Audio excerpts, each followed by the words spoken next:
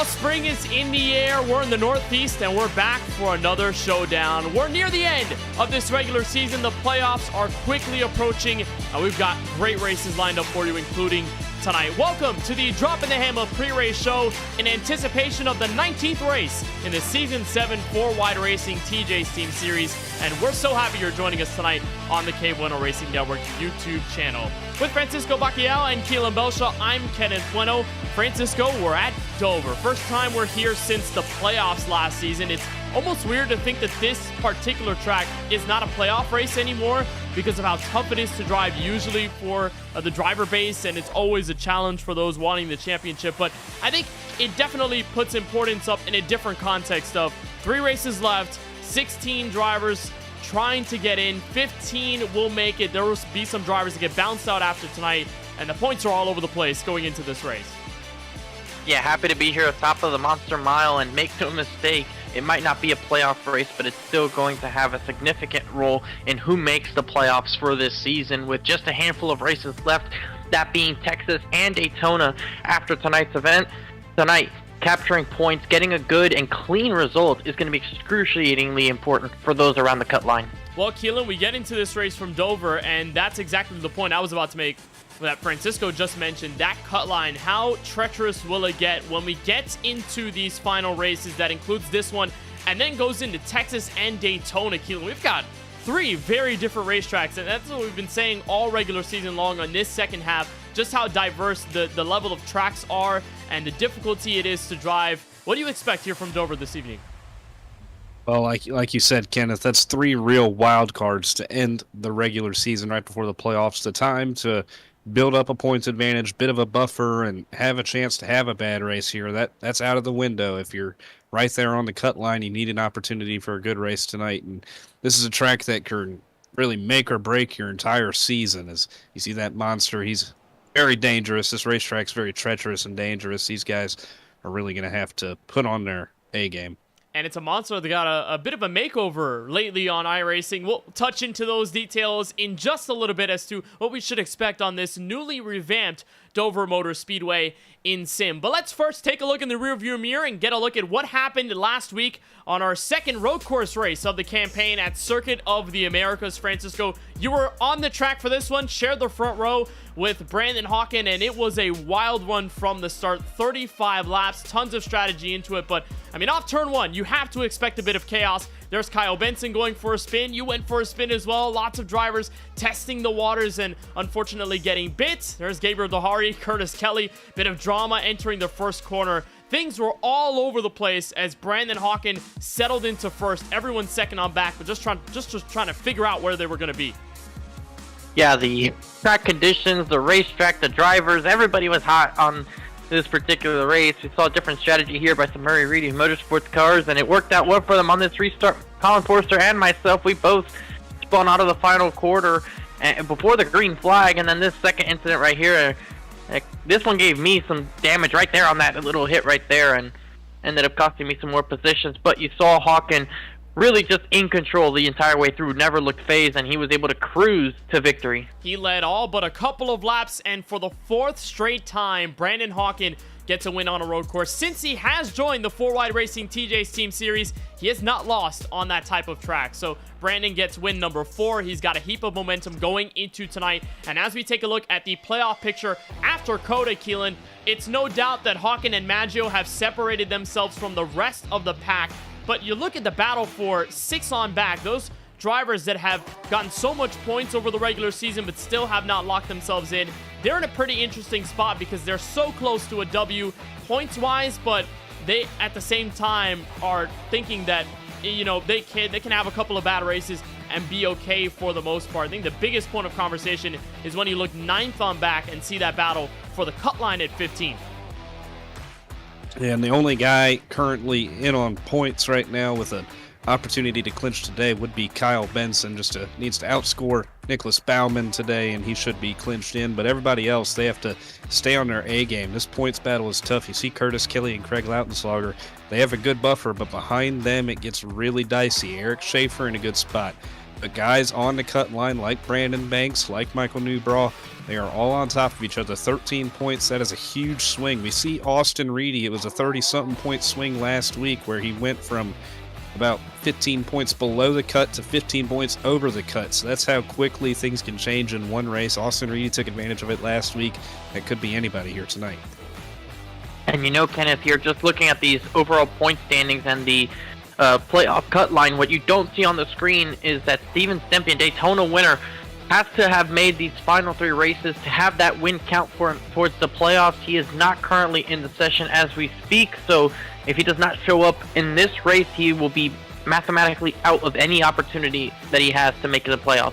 Yeah, things will fluctuate over the course of the night, and with Austin Reedy gaining 35 points after Coda, it shows you how big of a difference it was. He was back 20 points from 15th and swung all the way up to 14th now, but it's all about making these races number 1, but making the opportunities count when they matter the most secondly. And when we go into these final 3 races, nothing is left to chance. Everything is up for grabs, and if you falter just a little bit, the drivers behind you in points will snag that away from you if you're not looking carefully enough. Well, as we head into tonight's race from the Monster Mile and Dover Motor Speedway, we have to get a refresher on what's happened the last 2 seasons, because this very 1-mile track up in Dover, Delaware is not one to play around with. In a dominating last half, Jaden Porter looks at a checkered flag for the 2nd time in his 4-wide Cup career. Porter wins at Dover. Dover, of course, being one of the more unique tracks to take on the 14 drivers still vying for a 4-wide Racing TJ Team Series Championship. And it will be the 2nd ever KBueno Racing 1-2 finish, 2nd win of the playoffs, and BBR stays undefeated on the concrete checkered flag. Moreno wins at Dover. We have some big news to break. Ethan Fonseca Moreno will get his win revoked tonight from Dover Motor Speedway. Jaden Porter will indeed be credited the win tonight. It will be his first of the season.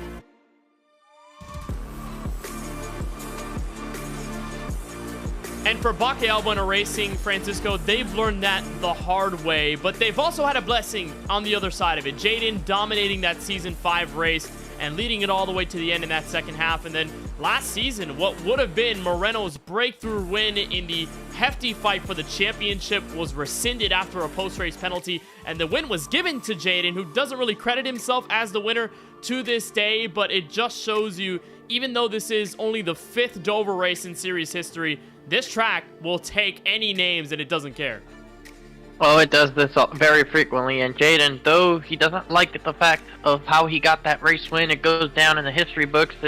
In that graphic, he is the winner here. He's won 2 straight, trying to go for 3 in a row and extend the BBR dominance of the concrete racetrack. For Ethan, he was able to continue his successful playoff run and ended up winning the championship. So fortunately for him, it wasn't something that cost him a championship, that post-race penalty, but that definitely added to the excitement of the end of last season. Yeah, and Keelan, for someone like Jaden, who has already won 2 races this season, is someone that still acts like he has a chip on his shoulder. He's someone that goes into this race probably hungrier than ever to redeem himself after last season, because, you know, he got 2nd technically, and it was a very good night for him points-wise, but when he got credited the win, he just was confused about it at first, but still doesn't feel like it's a win that he can claim. So tonight is the proper opportunity, now in the return with the next-gen cars, to get it checkered flag properly and to set himself as the most dominant Dover driver today. It is a great opportunity for him, and a guy who is so fast at this racetrack, it's going to be a great opportunity to put together another good run and extend this whole team's dominance when it comes to concrete racetracks, because we see how good they are at Nashville, the other concrete track. They have won several straight there, and here at Dover, trying to go 3 in a row at this racetrack. So I don't know what the BBR guys have figured out, but they really are very good when we hit the surface like this. They are 2 for 3 on the concrete tracks this year. Bristol was the only race that wasn't won by a BBR car in 2025 and 2024. The late portions of it, Kyle Tursak won that race, but Jaden Porter was the 2nd best driver of the night and could have been right there with Tursak in those final laps of overtime to to get that W. And then, of course, like you mentioned, Keelan, Steven Maggio getting it done at the Nashville Superspeedway. And tonight at Dover, the chance for anyone, that includes Porter, to continue that BBR dominance, although they're finding themselves with a bit of an uphill battle to climb here in practice as we see Dark Horse Motorsports taking the top board with Nicholas Baumann. Well, as we get into tonight's race from Dover, we say hello to the monster that stands in front of this 1 mile speedway, but we'll take a trip back in time to today's KBRN moment in time, to a pivotal KBRN race here at this track from 2020. Welcome to a KBRN moment in time. This moment belongs to a series sponsored by the network, the IceCar KBRN Street Stock Series from Dover. All right, Michael Bianchini, Hunter Johnson will lead the field to the green flag, and once that 48 mashes on the gas pedal under his discretion, will take the green flag. Off of turn 4, we are underway for round number 2, the IceCar KBRN Street Stock Series. This race was one of 3 IceCar races broadcast on KBRN throughout the summer of 2020, one of the series that helped the channel grow throughout this time. The race itself was categorized by its close racing and its chaos, with its display of some of the series' all-time best, with Hunter Johnson taking the lead early from second place in this one. This stint of the network would help KBRN expand in viewership, as well as finding an identity in the early months of its existence. This show and others like it helped shape the type of driver-based KBRN would see in the future, and as this race came down to a close late race restart, Hunter Johnson held up against a charging Corey Hartz to win at the flag. While the network did not broadcast the rest of the IceCar KBRN Street Stock Series season, the impact of the campaign is still unquestioned in the network's history. And that's today's KBRN Moments in Time. That was a fantastic moment in KBRN history, a time where we were called up to do a series we didn't think we were going to do at all. And to get a little more insight on this, we'll bring in our 4th member of the team, our pit road reporter tonight, Charlie Byer. And Charlie, you stepped up last week to be the color at COTA. You're back on pit road tonight, but take us through your thoughts about that race. I think for us, that was a huge deal for KBRN to cover IceCar and to sponsor the Street Stock Series at that time. Yeah, that was a fun one, and that gives Dover a lot of sentiment in the eyes of us at KBRN. And like you said, we didn't know that we were doing that race until probably a couple hours before. And that, that league size was the biggest that we were covering at that time, with a lot of big name drivers that certainly made their names on KBRN itself. So yeah, that was a fun one, and I remember that one being a crazy race. So that was a good time. Yeah, and you and I were talking about it last week, I think, when we were diving into the old archives of KBRN. We stumbled upon that show, and we talked about just how big of a deal it was for us at the time to cover IceCar, and it was really, really fun. Great KBRN moment in time. Charlie will join us on pit row later on tonight as we get through race 19 of this season 7 campaign for 4 Wide. Well, Keelan, let's talk about Dover, the specifics of what makes this racetrack what it is, known back then as White Lightning for its concrete surface and its very harsh reality when you drive it. Yeah, this thing is a monster in all trades, Kenneth. The 1 mile track in Dover, Delaware was opened back in 1969. 24 degrees of banking on both ends of the racetrack and 6 degrees on the straightaway. Kind of tends itself to be kind of like a roller coaster when you drive it. It's a very momentum-based racetrack, and if you have one bad lap, it's kind of hard to get it gathered up and together because the way you drive it, it's like a rhythm. You got to get in a rhythm to drive this thing. It's one like no other, and you took us for a lap around here. Yeah, this is our KBRN onboard lap from Dover Motor Speedway. I'll admit I was still getting used to the new refresh of this track, and Francisco, you can attest to how this track drives. I mean, you won here in the league not that long ago. This is tough. I mean, when you're driving into these corners, you feel the bumps, you feel the downward swing into the banking, and you feel just how close that wall gets to you when you get off the corners. And these straightaways that are banked and really show no mercy with a race car. I think we lost Francisco there for a second. He'll be back shortly. But you said it, Kenneth. This track kind of tends itself to drive like it's crazy. You got to swing that car down in there. And with this new refresh, everybody I've talked to that has run the track in practice have talked about how loose it is, Kenneth. And that's going to be something that these guys are going to have to deal with all race long. These race conditions, especially on cold tires.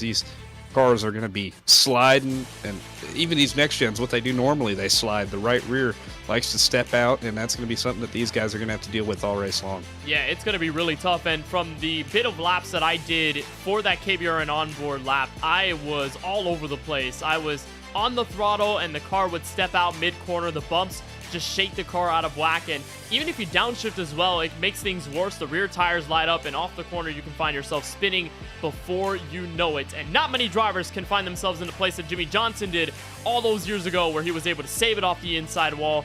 9 times out of 10 you will hit that wall, and this track shows its danger quite noticeably.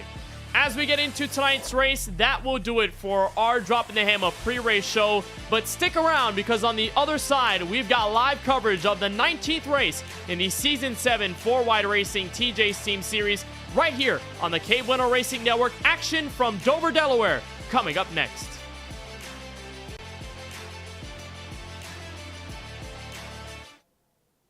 Racing isn't easy, but experiencing it is. iRacing puts you in the driver's seat with the industry's leading sim racing game. Drive on laser scan replicas of the greatest racing circuits from around the world. Go head to head against other drivers chosen by skill-based matchmaking to ensure competitive racing at every level. Compete across all your favorite series.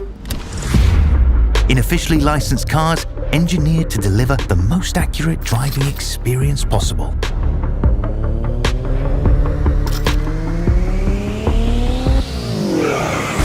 Join a race or host your own with players from across the globe. Race against the computer or in a league with friends.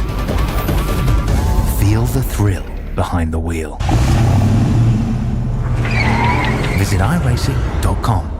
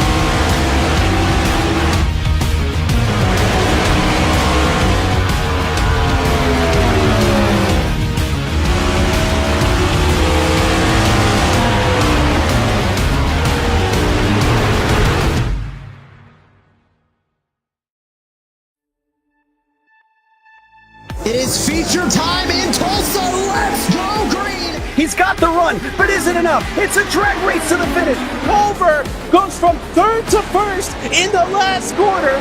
Experience the world's most legendary racing events with iRacing. iRacing special events allow any member to compete in full-length multiplayer races based on some of the biggest events in motorsports all year round.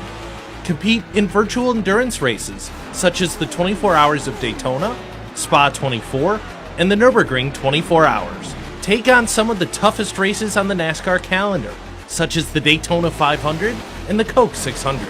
We have races from disciplines across the racing world, from the Indy 500 to the Chili Bowl, from the Bathurst 1000 to the Crandon Championship.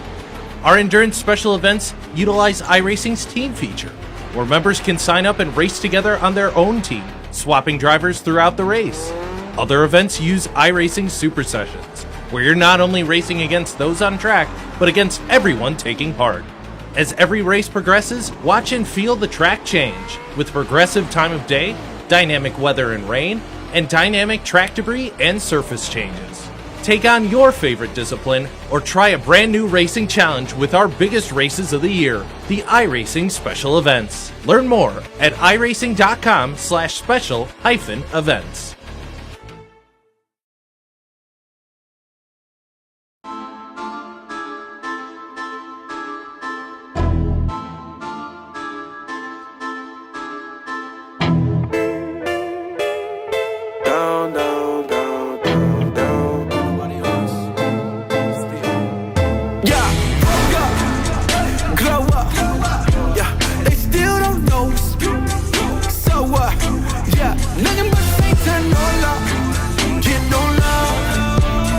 fuck, that's my bonus. For my quota, boy, don't nobody hold. I just get a check. In the jail with the set, all we do is rap. Ain't worried about the next one,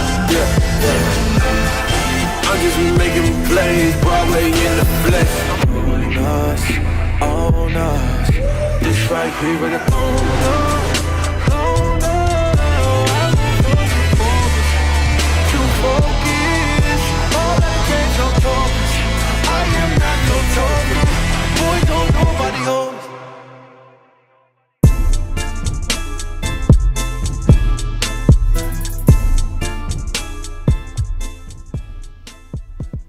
Three chances remain for a spot into the postseason, and the Monster greets the field in the first short track race in over a month, where the White Lightning can strike.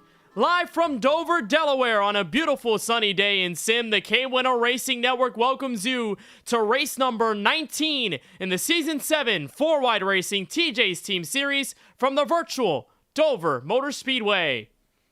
And we're so happy to have you join us on another concrete edition here in the 4-Wide Racing TJ's Team Series, where alongside Francisco Bacallao and Keelan Belsha, I'm Kenneth Bueno. We'll have Charlie Byer join us from pit road momentarily.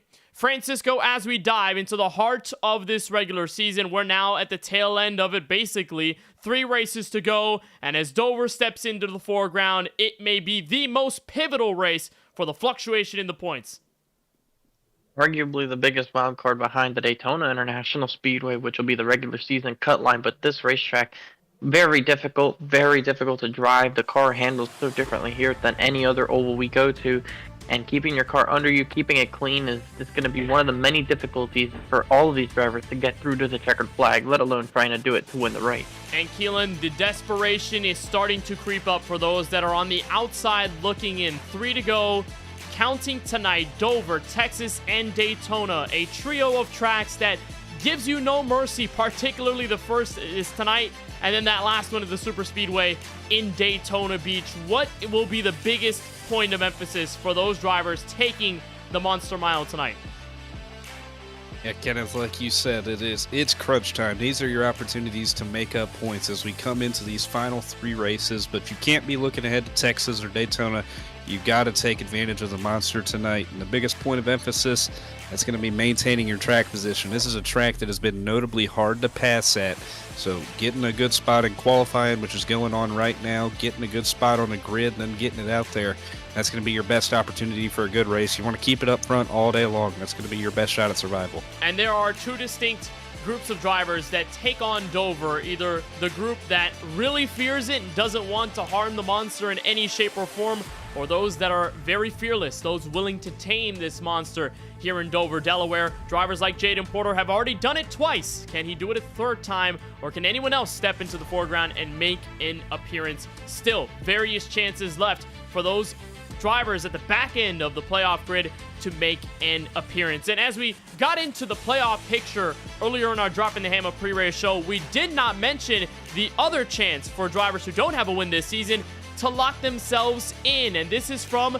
the Big Bracket Challenge. We're in mid-March, guys. We have to have a March Madness style bracket, and Francisco, we're in the placement of the Elite 8. We've got 8 drivers left in this one, still with a chance at getting the extra points needed, and lots of them are already race winners. Lance Hill, Lawson Peel, you look at Jaden Porter, Steven Maggio in there as well. So as we get into this penultimate part of the bracket, we start entering Texas and Daytona, whittling it down to 4. Things are going to get really fun in this bracket. Yeah, this bracket is coming down to the wire, and you're starting to see some really interesting matchups starting to line up here. You have Lance Hill going up against his teammate AJ Green. That's going to be one to watch. Lawson Pugh and Kyle Benson, 2 veterans of the series, going head-to-head. Bauman and Maggio going to be going at it, 2 rookies on the other side of the bracket, and Austin Reedy, one of the drivers who's been trying to put on some good runs here in the last couple of races, going up against Jaden Porter, the point leader, the most consistent driver all season long. That's going to be a tough one for the 34 to try to upset, but going into Texas, and especially that Daytona championship decider, Kenneth, it's going to be very interesting to see who matches up against who, and if there are any upsets.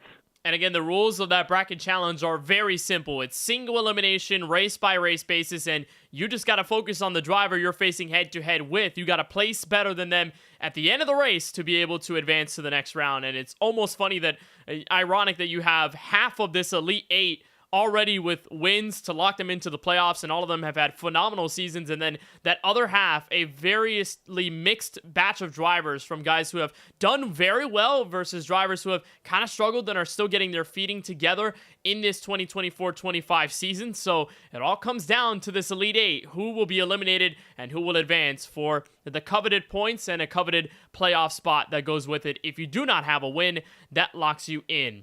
Well, drivers are sat behind the iRacing official pace car. It means it's our time to take you trackside for the Drop in the Hammer starting grid for race 19 of this Season 7 campaign in the 4-wide racing TJ's Team Series. We're on the pole. It's the two-time defending winner here from the Monster Mile, Jaden Porter, looking to grab his third consecutive win at this mile track. Gabriel Dahari stunned out in his Iowa debut, got the race victory in our last short track race of the season. He's going to try to do it again from the outside of row number 1. Lawson Peel qualifies his number 12 Chevrolet on the inside of row number 2, third place, and fourth place going to AJ Green, the Stonks Motorsports Chevrolet, looking for a bright spot here at the tail end of this regular season. Back in row 3, Mikey Neal stands inside the top 5. Brandon Hawkins set a ton of laps into practice. Francisco can detail that in just a couple of moments, but only good enough for 6th in qualifying at the green flag. Craig Lounslugger, the Euless, Texas native, will drop his 13 car into 7th. Tristan Bailey for Murray Motorsports will end up on the outside in position number 8. And finalizing your top 10, Dark Horse Motorsports inside and out from Trevor Haley in 9th and the rookie Nicholas Bauman inside the top 10. P11 goes to veteran Brandon Banks, who is on a good streak in other racing series, trying to capture that over here to make the playoffs. Kyle Benson, consistent driver, trying to see if he can get himself a playoff spot on points in P12. Tyler Murray, our league owner, in the P13. Lance Hill in P14, fighting for that playoff position as well. Jonathan Jurgensmeyer making another appearance here in the 4-wide racing series in 15th. Jesse Priest, veteran, in the 16th spot. Going back to 17th is Christopher Bishop, another Murray Reedy Motorsports driver, with Daniel Moore in the 77 in the 18th spot. 19th goes to Curtis Kelly. He's got some work to do. Alongside him, Stephen Maggio, the highest of those that didn't take a lap time. Back in 21st is a 3-car of Eric Schaefer, and Michael Newbrow outside of him, just outside of that playoff cut line, looking for a good day. Craig Parks and CJ Munier back there in the 12th row in 23rd and 24th. And back there in row 13, Timothy Cook in the 19, rookie Chris Fowler making his debut in a series in 26 as Eric Stewart rounds out the field in 27th. 27 cars total here from our first trip of the Dover Motor Speedway here in season number 7. Keelan, before we get to the green flag, what are your keys to the race from Dover, Delaware? Got 4 of them we got to look at today. Avoid the wall. It catches up to you really quick when you're coming off these corners. The way you're sliding up the banking, it's really easy to get right up in there. We saw in practice the right side of the 28 was nearly tore off. It's so easy to hit it. You got to avoid it. Save that right front tire because this track is really tight going in and loose coming off. So it's going to be abusive on that right front, trying to keep the nose straight and pointed and still have turn in the race car. It's going to be really abusive on the front side. Got to take care of that right front. Track position is going to mean everything because here at Dover, it's a hard track to pass at. You want to stay up front and maintain that track position. Dirty air is prevalent if you're not. And watch for a track blocker. I'm not saying that we're going to have a big one tonight, but if we do, it's going to be hard to avoid it because there's not much room to wreck, and there's not much room to avoid a wreck if it happens in front of you. And for more, down on pit road, we have Charlie Byer today. And good evening from the pit lane, guys. Just off of Delaware Route number 1 and 10 miles from the New Jersey border brings us to the former horse racing facility. Stop number 19 on the 4-wide TJ's Team schedule, one of only 10 tracks in the country to have hosted 100 or more NASCAR Cup Series events. Big stop for my fellow Applebee's enthusiasts as well, with one sitting right outside turn 1. This track is the closest in proximity to an Applebee's location, and of all races on the schedule, do not ask me how much research I put into that. For strategy tonight, 200 laps on Delaware concrete, punctuated by 2 pit stops, and that's predicated on roughly 75 laps per fuel run. But given just how tightly packed this racetrack is and its quirky corner exits, a lot more visits to pit road could be in store for a bit of cosmetic rehab for these drivers. I will be down there from green to checkered, giving you all the updates as they unfold. Penalty report, Jesse Priest has the only penalty tonight with an end-of-line penalty and a drive-through at the drop of the green flag. My winner's pick tonight with a 2.5 average finish at Dover in his career and coming fresh off of a second-place outing at COTA. Guys, I'm looking at Lawson Peel tonight to grab his 4th win of the season and become the 3rd different driver to pick up that accolade in season number 7 so far. It's been 9 races since he went 2 in a row a month and a half ago. I don't think he's going to make that 10 races, and I think he's got enough speed on the charts to bring it home tonight. Guys, watch out for that number 12 starting 3rd. Back to you, Kenneth. Thank you, Charlie. He will be with us on pit road for most of the night through Dover. And as we saw last season in this playoff race, it brought us a ton of storylines even after the checkered flag had waved. It's a pair of BBR Chevrolets on the front row.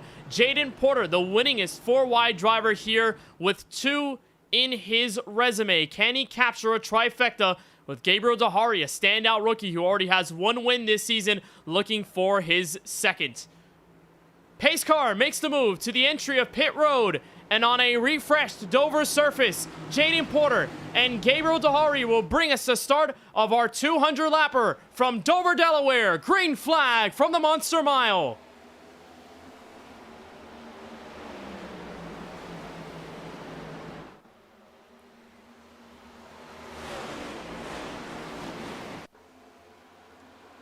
And Dahari charges through on the outside of 1 and 2. Very aggressive stuff to take the race lead away on the opening lap. You see a lot of the field getting strung out early. A really high track temperature in the triple digits, coupled with almost no rubber on the racetrack, and cars are going to be struggling for grip all night long until rubber gets laid down. A very apparent start for Gabriel Dahari, Francisco, as he Trevor Haley sideways. What a save he makes. And he hangs on to the Ford Mustang. That's in the midst of the field. Everyone was separating from about 10th on back. And that's where Haley was able to keep his Mustang righted. There's Kyle Benson to the outside. But like we mentioned, Keelan Belsha, Dover is friendly to nobody unless you tame it by winning the race. So already catching Trevor Haley out early. Just that bit of oversteer off turn 2 got him squirrely. He keeps the race car straight. And for right now, we stay green. I think that's going to be a trend that we're going to see throughout this race, Kenneth. It's either, to a lot of guys, it's like either plow the wall because you're tight off exit, but this track, like Francisco said, triple-digit track temperature, no rubber laid down. To keep it off the fence, you feel like you have to drive it off the fence. And when you have just a little bit too much turn to the left in your wheel, when you get on the gas, that rear tires are going to slip, and it's going to make you really loose off the corner. And I feel like if we have mistakes tonight, that is where it's going to be commonly made, coming off these corners, either smacking the fence or spinning it out.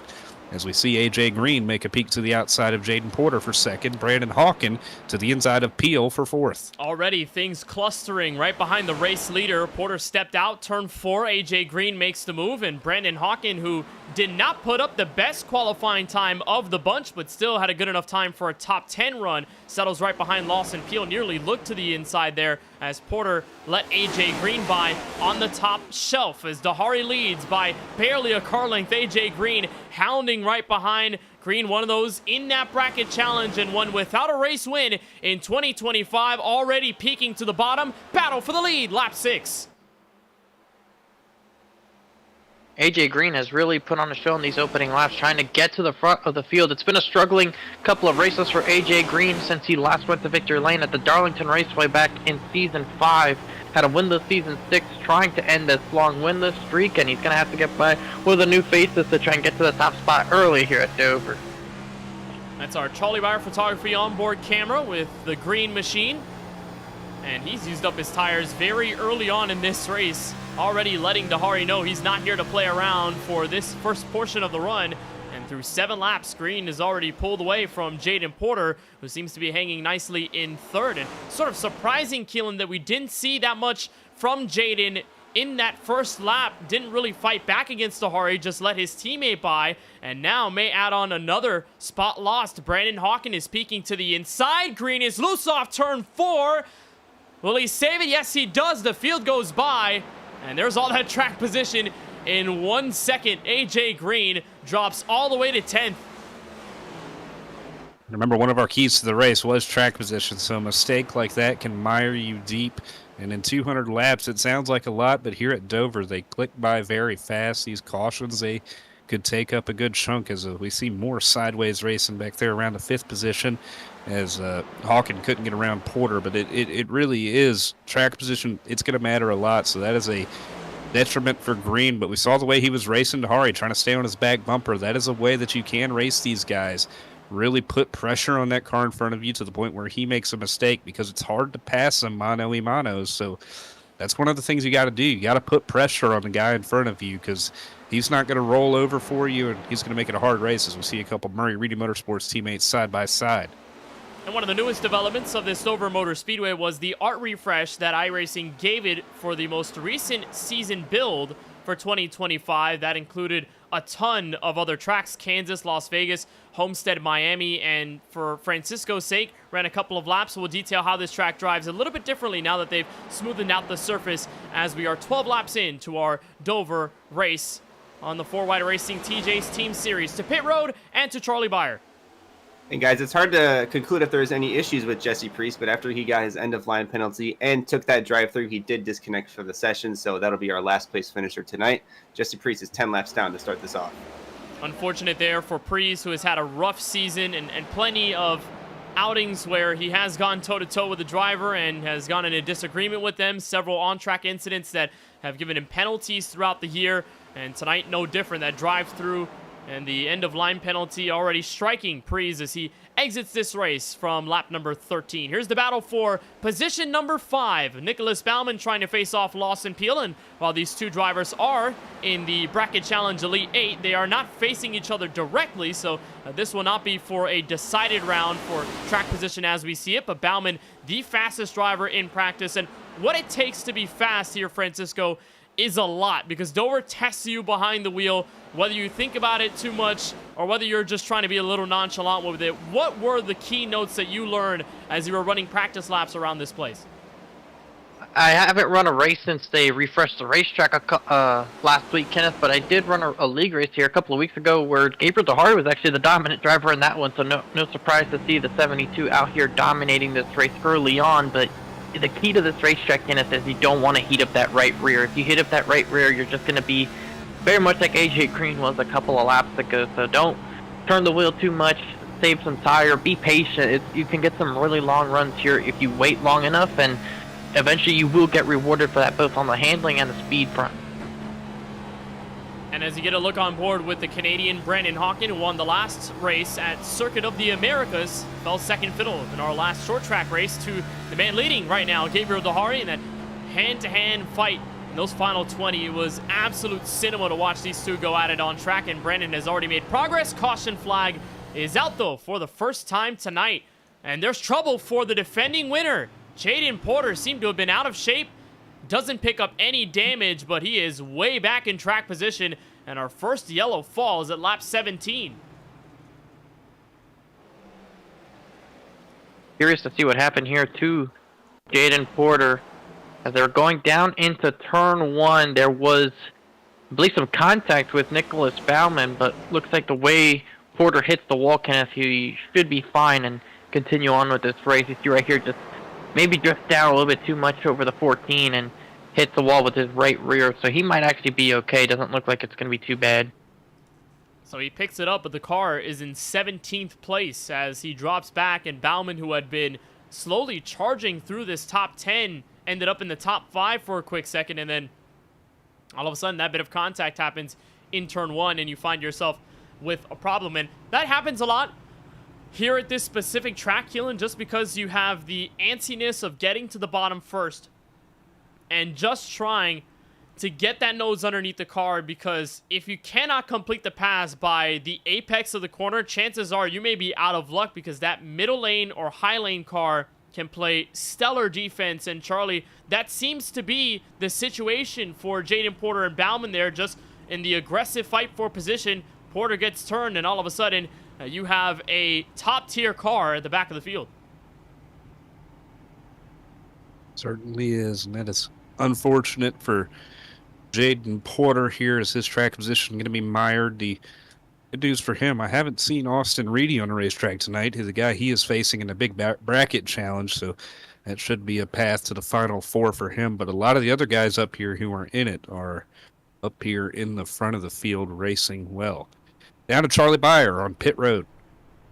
2 takers for this cautions round of pit stops. That's Christopher Bishop in the number 42 and Timothy Cook in that number 19. Nothing more than just a fuel stop and no pit stop for our spinner, Jaden Porter.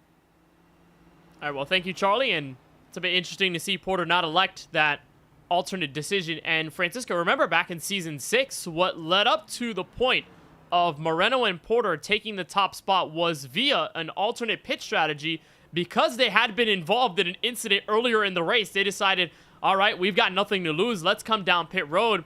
And as it turns out, the race ended up green until the checkered. And then all of a sudden, those 2 KBueno Racing cars ended up being the fastest machines on the racetrack because they had the freshest set of tires. So, you know, maybe for right now, the back-end drivers are just doing it to top off on fuel, not make a key decision. But for Jaden, did not want to extend the arm early here at lap 20. So he's going to stay on the level playing field with everyone else. And you know, I will say, this goes to show just how loose the track is on a setup that's normally very tight.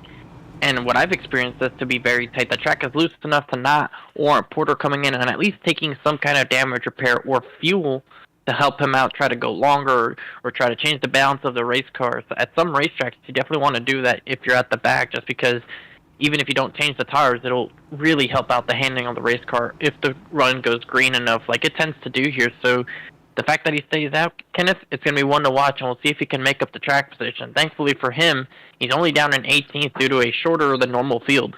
Well, now he's got to hustle a bit from 18th place outside row 9 on this restart on lap number 21. Gabriel Dahari had been charged by Brandon Hawken over the last several laps. Does it change here? Green flag waves. Lap 21 from Dover.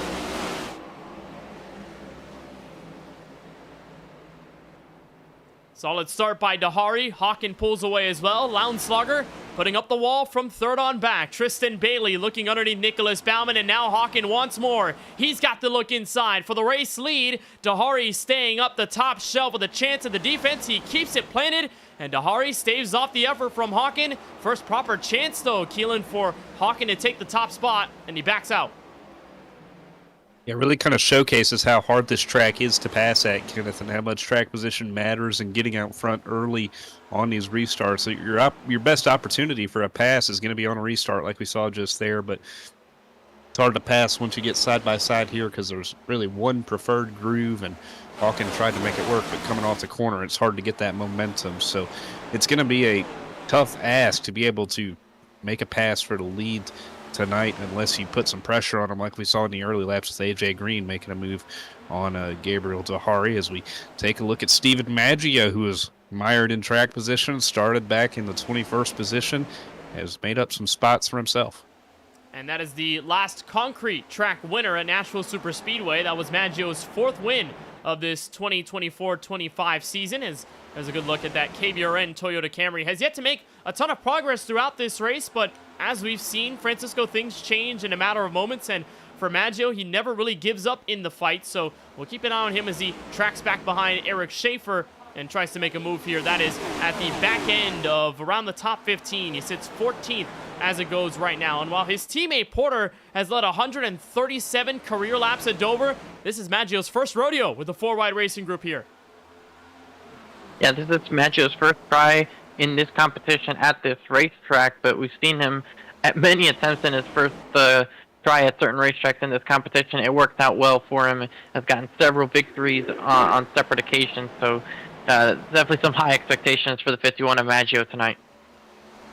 As he tracks back through the mid-pack, he watches on as his teammate continues to lead the charge. Mirror image of the Iowa Speedway race where Dahari had taken control early, and while Brendan gave him his best shot in those final 20 laps, it was to no avail, and Dahari walked away for his first career 4-wide win in his debut. The 4th driver to do so in this Season 7 edition of 4Wide, something unprecedented, something we haven't seen since the last couple of seasons several years ago. But Hawken has that experience from the short track winning side of things. He took the crown at Richmond, also won at New Hampshire. But Keelan, I think you had mentioned this a couple of weeks ago. Hawken's last oval win was at a race that had a ton of yellows and one that relied mostly on staying up front in track position. So do things change here with Hawken's approach as he tries to beat Dahari for the top spot?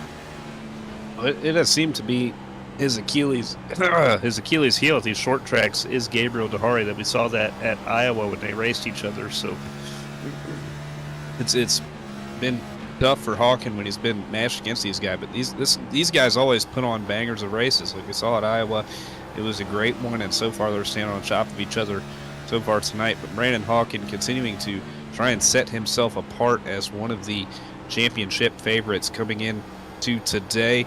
Needs 2 more starts in the regular season to officially clinch himself in the playoffs and make a run. As he makes a run under Dehari, going into turn number 1, see if he can make a challenge on him.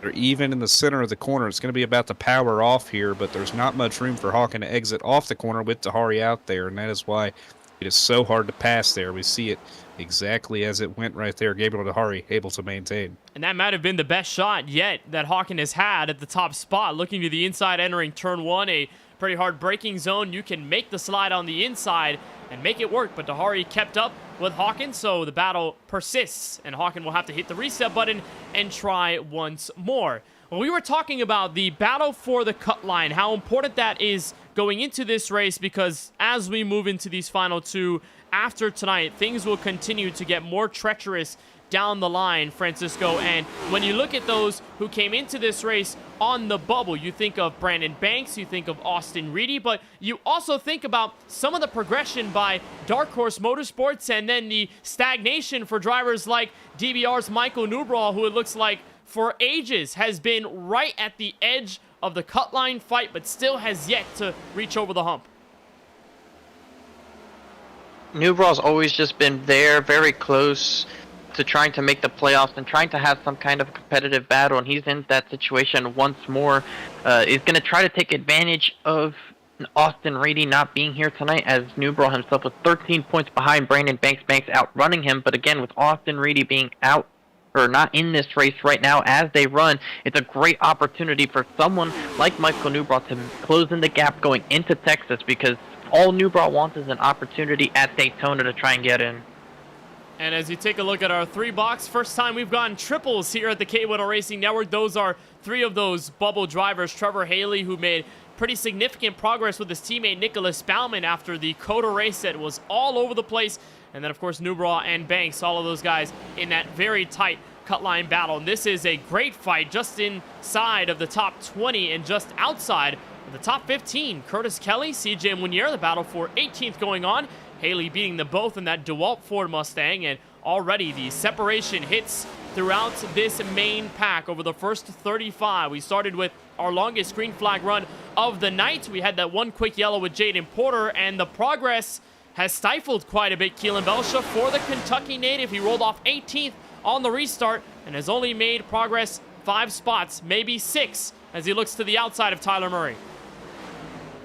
Such a hard track to pass at, but he made a good move around Tyler Murray right there on the outside of the racetrack, and maybe kind of showing his teammate right behind him, Steven Maggio, the way to get through traffic here as they try to work together to get around Tyler Murray in that 36. But yeah, losing track position, it's going to be hard to recover from as he sits back there in the 12th position from first all the way back to 17th. It's going to be some work for that 28 car, but he's so good at this racetrack, I wouldn't be surprised to see him claw his way through the field as he continues to try and set his sights on that regular season title.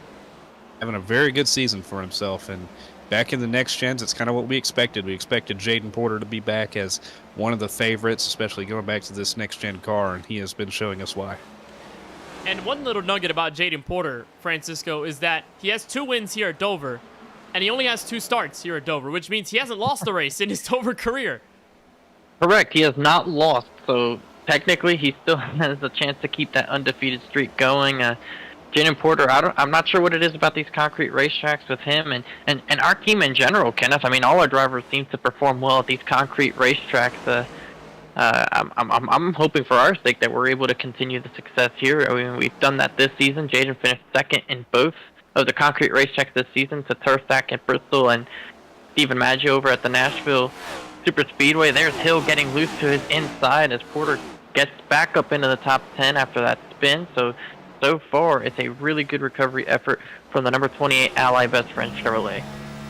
And for Porter, it is his first pole of Season 7, and in both wins, Darlington and Pocono, he started second. So it's going to be fun to see if the +1 advantage on the starting grid matters much in the grand scheme of things for the storyline of Porter, who already clicks into the top 10 with that most recent pass on the one machine of Lance Hill. Here's a look on board our Charlie Bauer Photography onboard camera. This with the Williamsport, Pennsylvania native of Kyle Benson, as he tries to play a bit of defense on the cut line bubble driver, Brandon Banks, and his teammate Eric Schaefer is looking at Jaden Porter, that Ally Chevrolet in the background, sort of taking no prisoners in this fight. In the midst of the top 10, already quickly approaching, and Benson sort of in the hornet's nest as we get into it. But I had the chance to talk with him last week, got his thoughts on the overall 4-wide season, but we sort of stumbled into the realm of hip-hop and who he thinks is the greatest of all time. Yeah, I like all that stuff. I mean, I just like any music, really. I don't have a really taste. I listen to more like country if I'm like just chilling, but like there'll be times where there'll be weeks where I just listen to like Chance and like that. But like I just like everything, really. I don't have a really like. I guess if I were to choose, I guess favorite rapper-wise would be Kendrick. He's the GOAT. The GOAT, He's like the GOAT. unquestioned GOAT. Unquestioned GOAT. Unquestioned GOAT of all time. Well, it looks like right now, Keelan, he wants to squabble up with AJ Green because Green had been right in front of him over the last several laps, and Benson took a little while to get around. They let Jaden Porter through to 6th place, and finally Benson gets over the challenge, beats AJ Green, and AJ with a slap to the wall, facing Brandon Banks here for 8th place. Yeah, Green, who started the race off so good right there, running right behind Gabriel Dahari, has kind of had his hands full back here as he continues to drop track position at playoff cut line driver of Brandon Banks, who has been trying to put himself in a good position, trying to make a move on Green. Green several points to the good, so he's not necessarily too worried, but it's one mistake can really put you back in the position that Banks is in, as Green has had a slip inside these several few weeks. It has been downhill sledding as he's trying to get the 48 car a good run. And when you're in the midst of that top 15, Francisco, I mean, it's dangerous no matter where you look. You may not be like a Brandon Banks where you're literally 15th almost every single week, and you got to keep in mind who's the driver behind you in points to make sure that they don't beat you to that final cut line spot. But for AJ, I mean, he's been flirting around that realm, and for the 4 drivers on the shot, apart from Steven Maggio, they've been in this situation back beneath the top 10. Schaefer, Bauman, Banks, and AJ Green have been in that spot where, you know, it's dangerous for them. They cannot let themselves go by, and Bauman goes for a slide to the inside wall. He keeps it collected, but it was going to get dangerous at some point there, and it boiled over. I think that was partially due to the lap car they were catching in that moment, which was the 11 of Chris Fowler. I think Fowler might have gotten the outside wall at the same time, and Bauman just didn't have anywhere to go. You see it right there. And stacks everyone up. Thankfully, there no big incident, so Bauman is able to continue. But the second blow that Bauman's been dealt tonight, apart from that first hit with Jaden Porter, Bauman's not finding too much luck here in that Baja Blast Ford Mustang for Dark Horse Motorsports. Meanwhile, we haven't checked in on the battle for the lead, but they've been nose to tail basically since the drop of our most recent green flag. And for the 3rd time, Brandon Hawkins going to try a look to the inside for the lead. It has not paid off the past 2 attempts. Dahari holds through in the middle lane. Does Hawkins stay with him? For now, it's yes to turn 1. He gets back in line there going into turn 1, just unable to really make that bottom work. It's a repeat of Iowa right now with your top 2, but I will say, Kenneth, a driver we have not mentioned so far in this broadcast is 3rd place runner Craig Lautenschlager. He has really shown up so far in this race, has had top 5 speed from the moment they dropped the green flag, and right there he sits in P3, had gotten past Lawson Peel a couple of laps ago and is slowly starting to drive away from the 12 car. Lautenschlager historically has been good at some of these shorter tracks with high tire wear, high tire degradation. His last one, of course, being at the Darlington Raceway last season, so usually gets about 1 or 2 wins every season now and then for this veteran, but he's looking to try and get his first one of this season. Yeah, Lautenschlager has been hard at work here in 2025. His best finish of the year is 7th. He's achieved that 3 separate times. The most recent one was at Iowa, which seems to be a mirror image of things at the very front. But for Lauenslager, the run is propping up to be much better than it has. And if he continues where he's at, this is going to be his best finish of Season 7. Lauenslager has been in many Championship 5 appearances. Like you said, Francisco, one of the most seasoned and veteran drivers in that aspect as the yellow flag flies. Nicholas Baumann. And for the second time, Baumann is stranded on the back straightaway, this time beached from the apron to the banking. It's a big blow for that 14 car. He was in the big bracket challenge coming into today. Matched up against Steven Maggio, and he had the position on him for a good while, but that is the third bit of trouble for Nicholas Baumann this evening as he drove his way back up into this hornet's nest of a battle right here. Teammate Trevor Haley in front of him, and look at that. He's stuck 3 wide with AJ Green, Mikey Neal. Looks like Green may have caught the fence, and they may have met back there. See if we can get a better look at what happened there as the camera kind of panned away as they came off the corner, but they were 3 wide middle, and that's never a position that you want to be in, especially here at Dover. And you see how high up the racetrack Green is. Baumann letting the throttle breeze, and him and Green look like they just get together right there, and that spins the 14 car around. So tough situation as the field comes down pit road for the very first time to Charlie Beyer. And just over halfway through our fuel run, as that battle, like you guys said, were repeat of Iowa, was heating up between Gabriel Dahari and Brandon Hawken. But everybody's down pit road to get 4 fresh Goodyear tires and a full tank of fuel to get them probably. And Hawken doesn't get it. Yep, and that'll be still one more stop to the end. But racing out of pit road, that's Gabriel Dahari taking the race lead. Good stuff, Charlie Beyer. That was hectic down pit road, but Gabriel Dahari takes the race lead. He has led every single lap here from Dover Motor Speedway. Been so much fun to watch, but now on fresh tires, what can Brandon Hawken do? And does he change his approach here? Because he's been in this situation before. I mean, Iowa gave us enough storylines between these two to feed generations, guys, but you know, what could change here with Hawken's approach as he's in that dirty air and as he tries to chase down Dahari? The good news here, Keelan Belsha, is that it's going to bunch everyone up together. So for guys like Lauenslager, Tristan Bailey, I mean, Lawson and Jaden back in 5th and 6th, chance for them to creep up on the battle for the lead. And like we saw with AJ Green, you can make an imprint early in the run. It's just about whether you're willing to risk the track position if you slide or get into a spin. So we'll double things up, but everyone will try to chase these two who have been the clinic of the field so far. And you know, Kenneth, well, actually something that they did update about Dover rather recently is they made this more so the caution laps like a traditional 1.5 miles. So you don't have super long cautions like you do at the short track. So that actually could be something that plays a factor later in this race. That's a great point. And when this track got the art refresh, I mean, it looks beautiful. Number one, added with the new lighting system that iRacing has added. It's truly amazing stuff. Our most recent caution was with the rookie Nicholas Baumann. Charlie, you've got more. And taking as much repairs as he can before the pace field was able to put him a lap down. Nicholas Baumann, your spinner on that last yellow flag.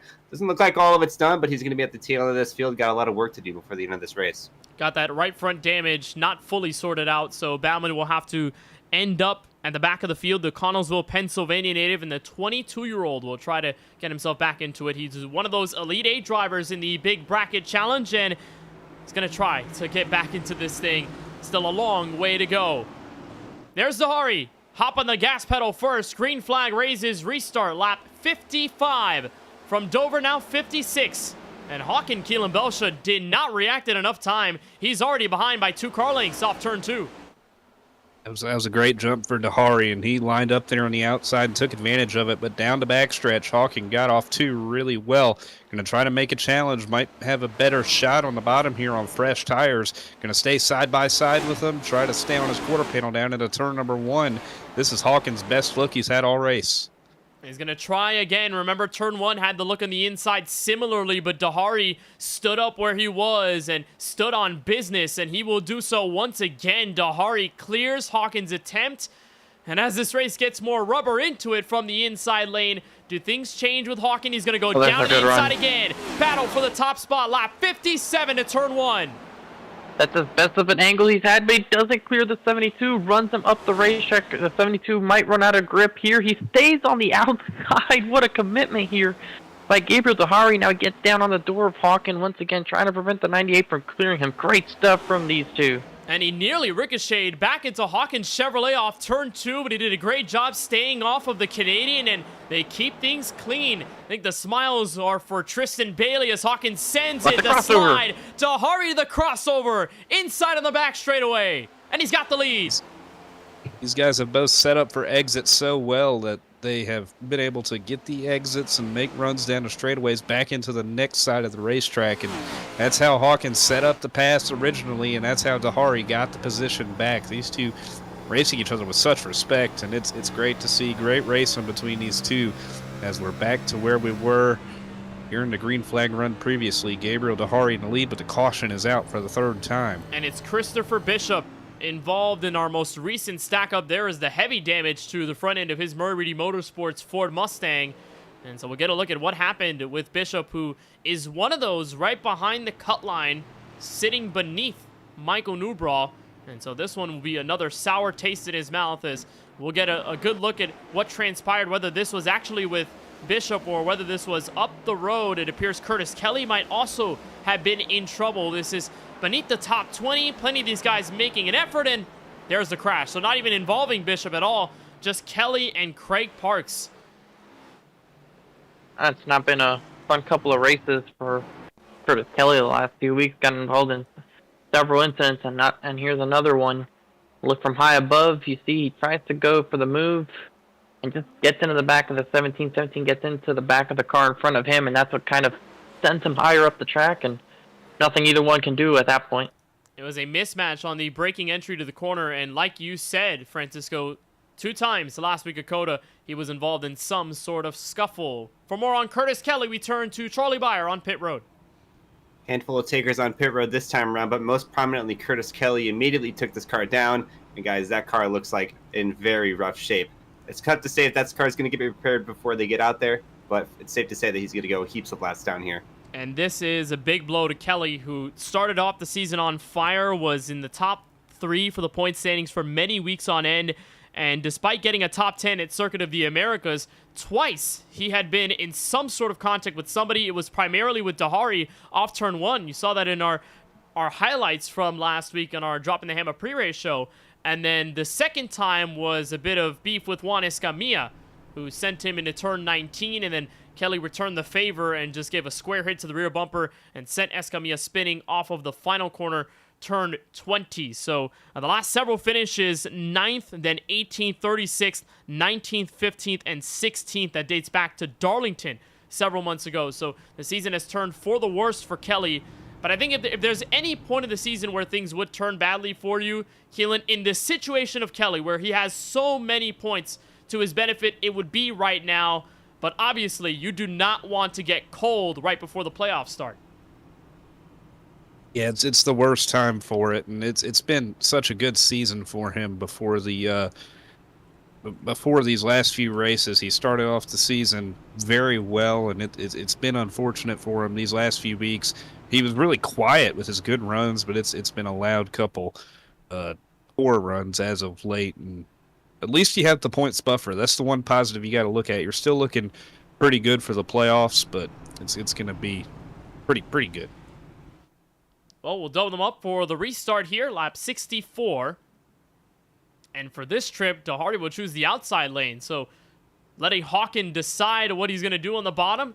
Remember that last restart, even though Hawken did catch up quite quickly, Dahari got out to a very good start and left everyone behind in the dust. So could be the second opportunity to do so again through the Geico restart zone. Dahari has led the most laps tonight. No one has beat him apart from Hawken for about maybe 3 or 4 seconds. We'll see if that changes on this most recent trip to the Barney the Flagman green flag.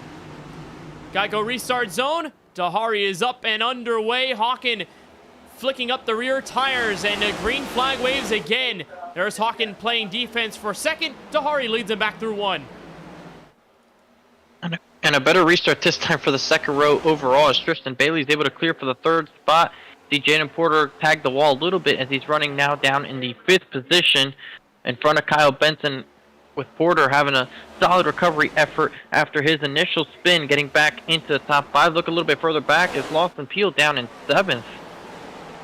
Looks like he had fallen back. Remember, he stepped into the top 5 earlier in this run, but as the cautions have come out, things have gotten a little more dire for the Columbus, Mississippi native. And as Charlie mentioned on our pre-race hit, he has an average finish of 2.5 here at Dover, has yet to find a career win here at the Monster Mile, but many a time he's been close. And last week, a race that he felt he could not beat Hawken over the long run and just stood up with second place. Still going to be a great entry into the playoffs, given he's got 3 wins in 2025, but wants a little more oomph as we head into these final several races going into Daytona. And speaking of the drivers that are performing well right now, Tristan Bailey for Murray Reedy Motorsports, 7 starts in Season 7, 4 top 10s, and has yet to find a win. Tristan is doing amazing stuff right now. Murray Reedy Motorsports has stood out over the last several runs that we've seen from Dover with Lautenschlager, but on the other end of things, momentum killed, Charlie, for Curtis Kelly, who seems to be out at lap 67. And guys, just another report on Curtis Kelly. Too much damage. After that last yellow, will close the book on his race. Becomes the second DNF tonight. It's up there for the Rothesay, New Brunswick Canadian native. And he's going to be out of this race early. Going to be one of 2 DNFs along with Jesse Prees, like Charlie mentioned earlier in the night, that served his penalty and just decided he didn't want to stick around anymore past lap 10 or 15.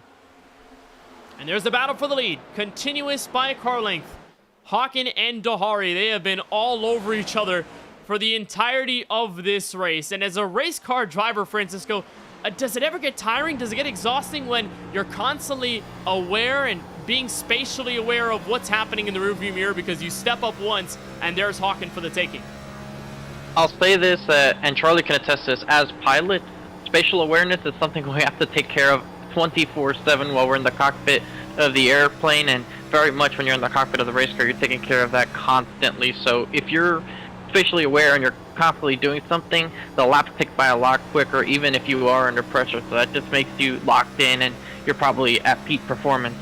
And this might be, Keelan, the most compelling Charlie Byer photography onboard camera we have tonight, because it's the constant look back at what Hawken is trying, what he's experimenting with, the runs that he gets through the corners, what he does with those runs, and most notably how he's trying to tackle the dirty air right behind Dahari. I mean, Dahari does have the experience, given the fact that they raced each other hard at Iowa not too long ago, but here comes Hawken again, trying for the lead.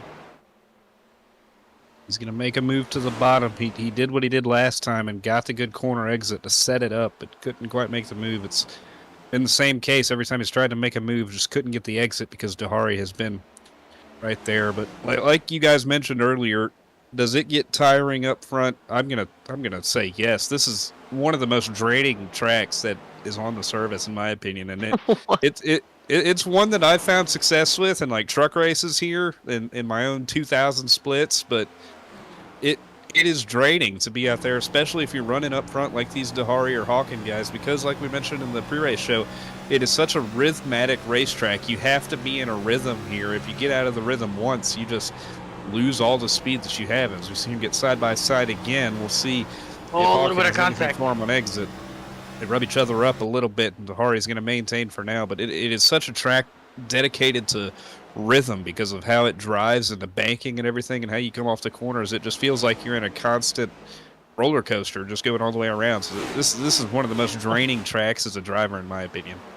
You know, Kenneth, there's one track I will say that can rival that, and I think it's a fair argument. That would be the Bristol Motor Speedway. Yeah, but I think Dover's a little more challenging because of the way this wall creeps up on you. Bristol, it gets a little, nauseating because, drivers have said in real life that sometimes they don't know what straightaway they're on. They don't know if they're going into turn 1 or turn 3 at any given lap because you're going round and round and round, and I've done races at Bristol. It does wear you down.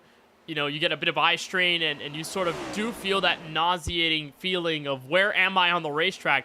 But Dover, when you got to deal with the fact that this car can either skip out of line or it can go right up into that outside wall, you got to be constantly aware of where you're placing your race car. And I'd say, the equivalent to this, and maybe Long Beach, if you're looking at road courses, at least in my opinion, because that track, for the road course side, is super demanding. And here at Dover, on a long race like this at 200 laps and a little over 200 miles, this one will take you for a whirl physically. And I'm sure Dahari and Hawken are sweating behind the wheel of their race cars, although they are giving all that they've got, and they're dealing an incredible hand. Back into turn 1, Hawken looks at the inside once more.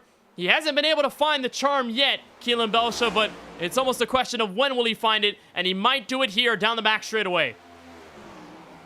Have another effort going down into the corner, stayed on his quarter panel. The only time we saw him clear him, Dahari did a great job at the crossover move, and he's playing great defense. This is shades of Iowa that we saw a couple weeks ago, where Hawken felt like he was faster, kept making a move, but Dahari was just playing great defense, and that is what he's doing right now. It's good defense for Dahari, almost perfect to what you got to do, but Hawken going to have a really good run down into 3. Might have a chance to slide up. It's going to be close if he can clear him, but Dahari, can he keep his quarter panel there? Barely going to keep that quarter panel there. Well, that's the kind of move that Hawken wants to execute, Francisco, and he's done it already, and I think here he may have sealed the deal. Dahari can look at the crossover. He's got a great run off turn 2, so this fight is far from over, but look who's right behind them. Tristan Bailey, the man hanging in 3rd, could be a big-time pivotal player in this battle for the top spot, as now Hawken finally clears and our first proper lead change kicks in at lap 81.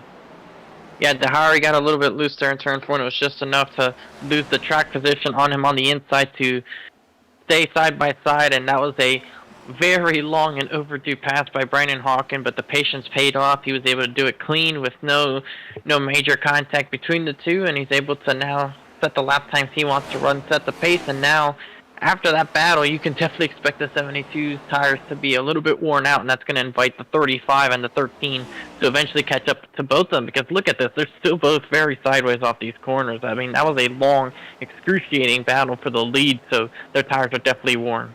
And you know, last week, Keelan, when Hawken won the race in dominating fashion at COTA, he ran out of fuel after his celebration at the exit of turn 1. He couldn't get all the way around. The first driver to help him was Steven Maggio, and I had immediately noticed that gesture was a sign of immense respect that they have for Brandon, and vice versa. I mean, you think of any driver that has raced with Brandon in any of these given races in Season 7, and they will tell you that he races clean, he races you hard, but it's a level of respect that they have across the field when it comes to racing against Brandon. And I'm sure Dahari, in his minimal experience racing this driver here through Iowa and through tonight, it is absolutely impeccable. As we turn to Charlie Beyer, things are getting drastic for the pit road strategy. Well, fuel run here at Dover is about 70 to 75 laps. These guys pitted at around lap 50 under that last yellow flag. So we're looking at a potential fuel saving situation if it really comes down to it. I'm going to knock on wood after I say this, but it's looking like exact numbers to get these guys to the end. So it could cause some interesting developments coming up to the end of this race. But I have also heard from Keelan Belsha that the tires could also be an issue. Yeah, and Keelan, Tyler had told us a couple days ago that he blew a tire on lap 20 of a run through Tuesday's practice. I mean, when I looked at that, I was like, there's no way a tire's blowing out that early in the run. But I'm sort of not surprised given the fact that, I mean, it's Dover. This is a track that really kills the right front tire. You could find yourself in that situation, given how long this run has been. I think that they brought the Bristol tire from the spring race last year, don't you think, Keelan? Might be, and I mean, you kind of gave him a stray, unfortunately, but yeah, these tires, they do wear, and that was one of our keys to the race, that the right front is going to be abused throughout this run because of how much you have to turn this car to keep it down. The banking helps a little, but not nearly as much as you think it does because of the banking on the straightaways as well. It's an 18-degree difference on the way into the corners, so it's a little bit different there as we see Hawken continue to lead. Jaden Porter made the move for that position, and Kyle Benson putting a buffer between him and Lawson Peel with Craig Lautensager. Those two, the 38 and the 12, in the big bracket challenge, battling it out together, and they are right on top of each other. Yeah, I think I saw the right front effect kicking in for this battle for fourth on back. I mean, Lautensager had a slap to the outside wall. Porter was nearly there, nearly got the wall at the exit of the corner. So these guys are hanging on for dear life, but what they are doing as well is catching up to the battle for second place. Gabriel Dahari has laid back on Brandon Hawken. The gap sits at 0.8 of a second, and for the moment, Bailey is starting his approach into Dahari's airspace as we see it. Francisco, caution flag waves though, and there's trouble at the back. I got to look at who this might have been. Mikey Neal from 21st. We'll see exactly what happened here. Looks like some possible friendly fire on this situation here, Kenneth. He got loose, and it looks like some friendly fire is what sent him around. So this is him and Maggio fighting against Lance Hill. Neal is loose. There's nowhere Maggio can go there. Just gets right into the rear bumper. Neal gets in and out of the server, but is able to stay off of the inside wall. That's an accomplishment you gain dearly here at Dover. You don't hit the inside wall, you may call yourself a champ here at this place. And Neal gets into the incident, so that brings out our most recent yellow flag. Charlie Byer, the field is down pit road once again. And 10 laps prior to this caution flag, CJ Muner on that number 80 hit the wall out of turn number 2. So while these guys are coming down pit road already there, you see there is that number 89 of CJ Muner sitting there, possibly repairing damage. Could be out of this race, but that is a good bit of damage on the right side of his car. Pit stops here. I should have knocked on wood. I ended up not doing that after I reported the fuel situation, but this could be a game changer. We talked about how important pit strategy is. This is an opportunity for Gabriel Dehari to make that pass, not on the racetrack, but on pit road with this strategy here. I'm expecting 4 fresh Goodyear Eagles and a full tank of fuel. Well, another long run gets in the works, and you've got a lot of work down pit road. Look, These crews are going to try to do that what they can. Fight off pit road. Dehari may have it over Brandon Hawken, and he does. Wonderful fight all the way to the line. And you're right, Francisco, 2 tire calls. Steven Maggio says, well, I haven't had track position all night long. This may be by chance. And that's his strategy, if you will. That's the Steven strategy. Taking 2 tires if the car is tight or if the right front's wearing a lot. Get yourself some right side tires and slap it on there. Make the car looser, get some more rotation. And that's the key to his strategy. It's worked for him in the past. Why don't we talk to him? Well, let's see if we can get a word with Steven Maggio, who had some wheel issues before the run-up to this race. So we were going to interview him on our Drop in the Hammer pre-race show, but we could not. We're joined by Steven Maggio now. Steven, you got a copy?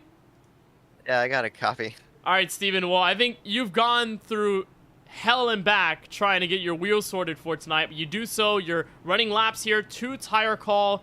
What's the reason behind, and what are you going to try to do on the restart? Well, the track position is just really hard to pass right now. And the real reason is track position means a lot more for me because I'm trying to be ginger around everyone because I did not fix my wheel and I don't have any force feedback right now and I'm shifting with my keyboard. Oh boy. So what keys are you using for shifting? I have like an external number pad thing, like a button box thing, and I'm using that to shift. And that's the only buttons I have. I took 2 tires here, but I have front end damage that I didn't realize from hitting Mikey just now, so I'm probably going to be slow anyway. Well, Steven, we hope it works out. I don't think I've ever heard of a keyboard shifter before, but hopefully things go well. Hopefully the 2 tire call works, and best of luck on the restart. Thank you. I'll try to be cautious here. Oh, that is something for you. A storyline that we'll keep an eye on. Maggio, no force feedback, a keyboard shifter. I mean, that's sequential if I've ever seen it. Yeah, we love how you can just do anything on iRacing, huh? I mean... Yeah, flight yokes, mouses, you could got everything. Don't discriminate on the setups. Green flag waves. On our most recent restart, Maggio flails back from the inside of row number 3. And Dehari keeps the race lead over Hawken, who tries to sail it into turn 1, blocks off Bailey's run, and Dehari back in control. A good run for him off of turn 2 is going to keep him out in front. Lawson Peel with a great restart. He's got himself up to 4th now ahead of Steven Maggio. Jaden Porter down in 6th trying to hold off Eric Schaefer and Kyle Benson, who are on his tail. And Hawken once again making a charge for the lead. Well, Keelan, as soon as Hawken got the lead, the caution comes out. Dehari beats him off pit road, and here we are again. Yeah, it's like the exact opposite of what we've seen out of Brandon Hawken at Richmond and at New Hampshire. Those slow, methodical races where we keep having yellows, and he just has to maintain it out front. It has been the exact opposite today. It's been long green flag runs where he's had to make his way up front and then lose a spot on pit road as he takes the lead back over.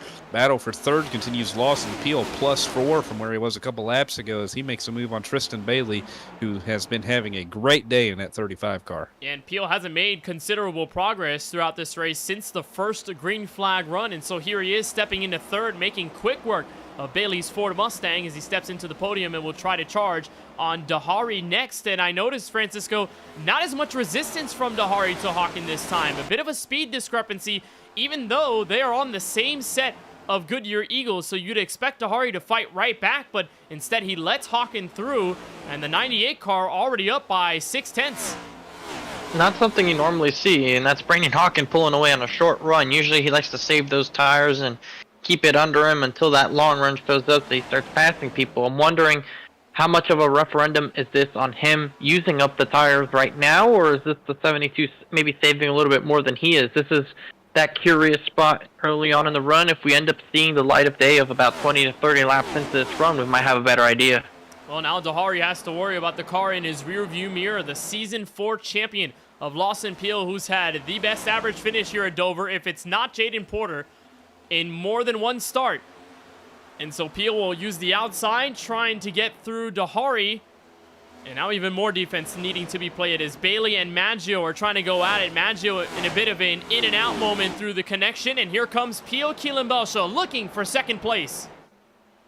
You're going to move that 12 car, starting to put it together, and I'm really curious as to what Dahari's strategy is right now. Maybe he realized he was losing too much on a long run to Hawken. He could be sitting back right now. This is definitely a pace that has been off since the last couple restarts as we see the 72 start to slip back. He's going to maintain that second position, though. Down to Charlie. And a bit of damage report throughout the field. One of the victims of an earlier caution, Nicholas Baumann, has been able to repair all of his damage on his number 14 and has some really good speed right now, as well as Lance Hill on that last yellow flag. So these yellow flags are giving these guys opportunities to repair a bit of cosmetic damage that they could be obtaining from those outside walls. But looking pretty good so far for some of these guys to set up a nice rebound race.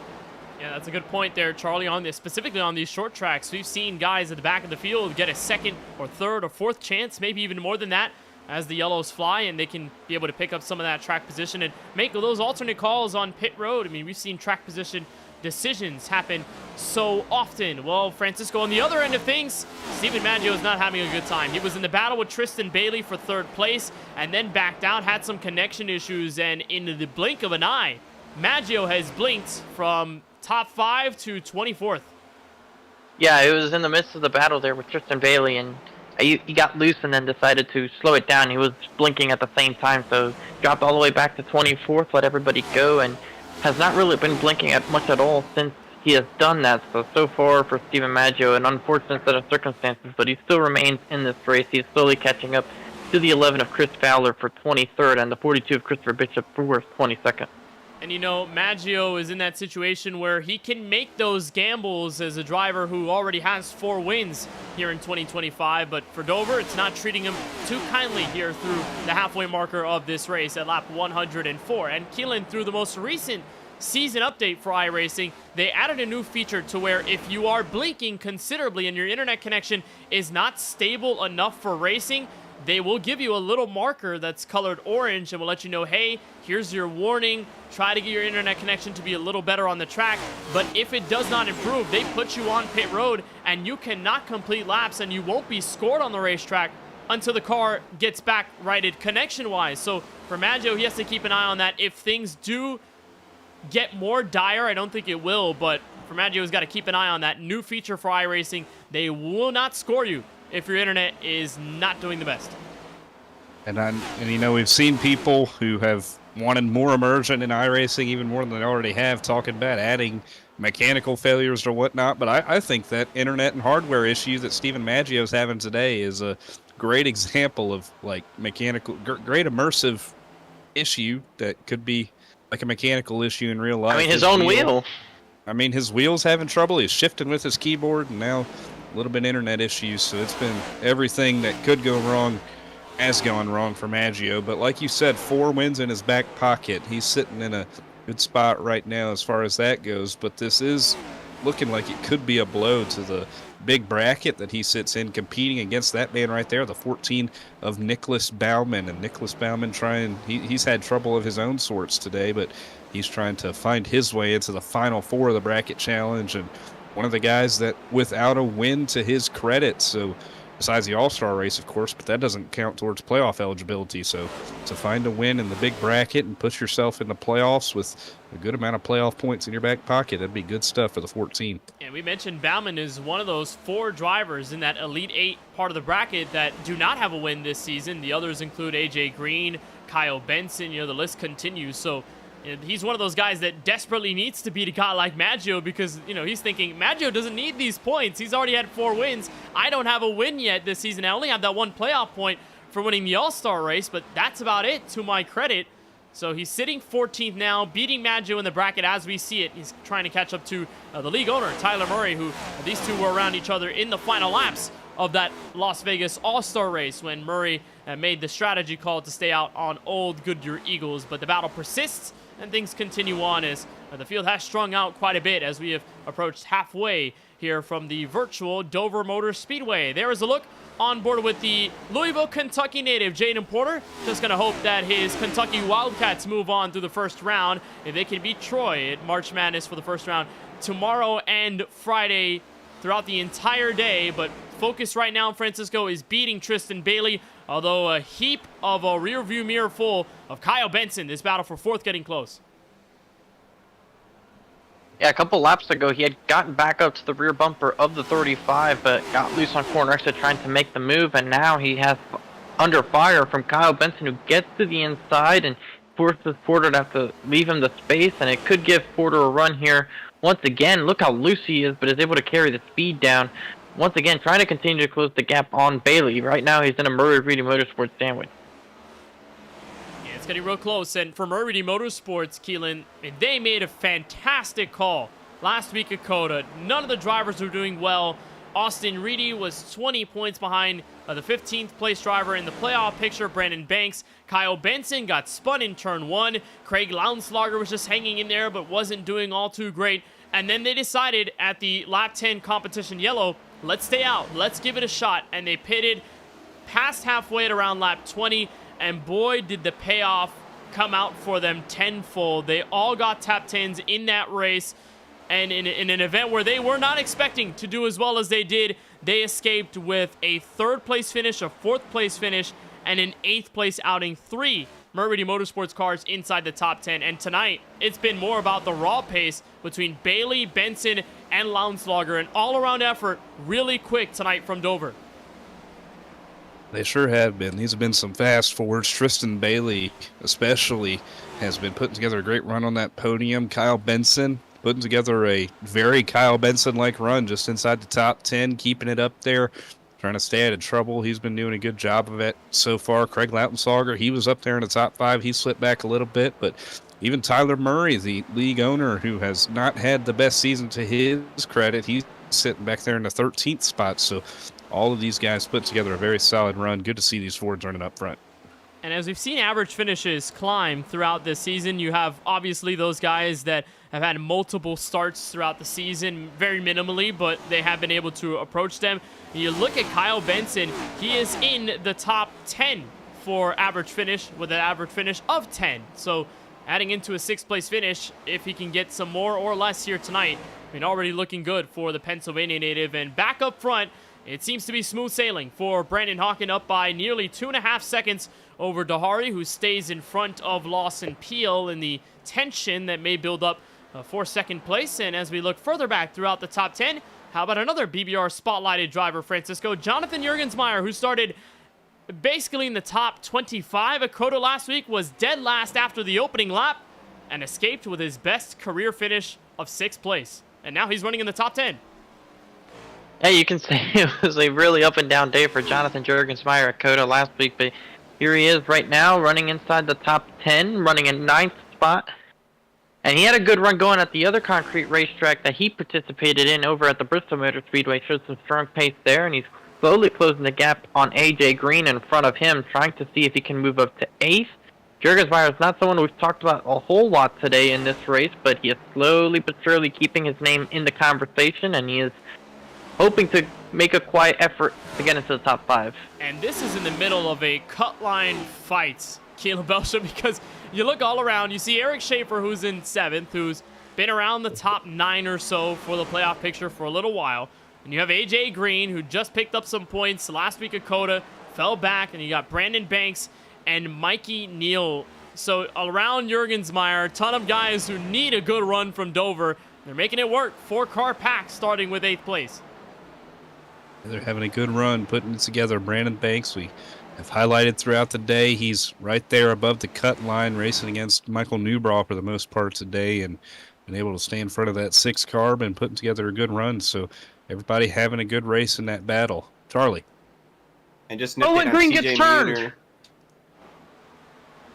Oh, and there's more contact. Goes right into the wall off of Brandon Banks. And he saves it, but there is absolute drama between those two as they were off of the corner. I'm not sure whether Banks gave him a bit of help or whether Green just got in there. I think Neal did make the contact, so Green got sideways, and then goes Brandon Banks. Secondary contact between the two. And AJ Green's night just turned worse in the blink of an eye. Back to Charlie Byer about CJ. And just an update on CJ Muter, has not left pit road after that incident on the back straightaway. He is currently 44 laps down. It's safe to say that his book on this Dover race is over. Because I'm getting your call, excuse me. That's all. All right, Charlie, well, we'll continue to watch CJ and the rest of these battles and the guys who end up out of tonight's event and into the garage. Boy, AJ is getting bullied right now. Lance Hill, Tyler Murray, Nicholas Bauman made their way by in the Stonks Motorsports team, racing aggressively to turn 1.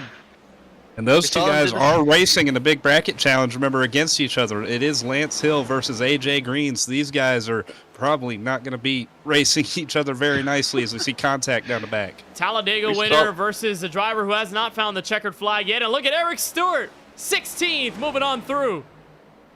We saw these Stonks Motorsports guys do the same thing last week. They were just running into each other almost with no sense of repercussion of what was about to happen. And AJ Green has struggled after the opening 10 or 15 laps of a run here tonight, just unable to keep the tire wear under me. You can see the 11 car slow on the apron, must have had an incident.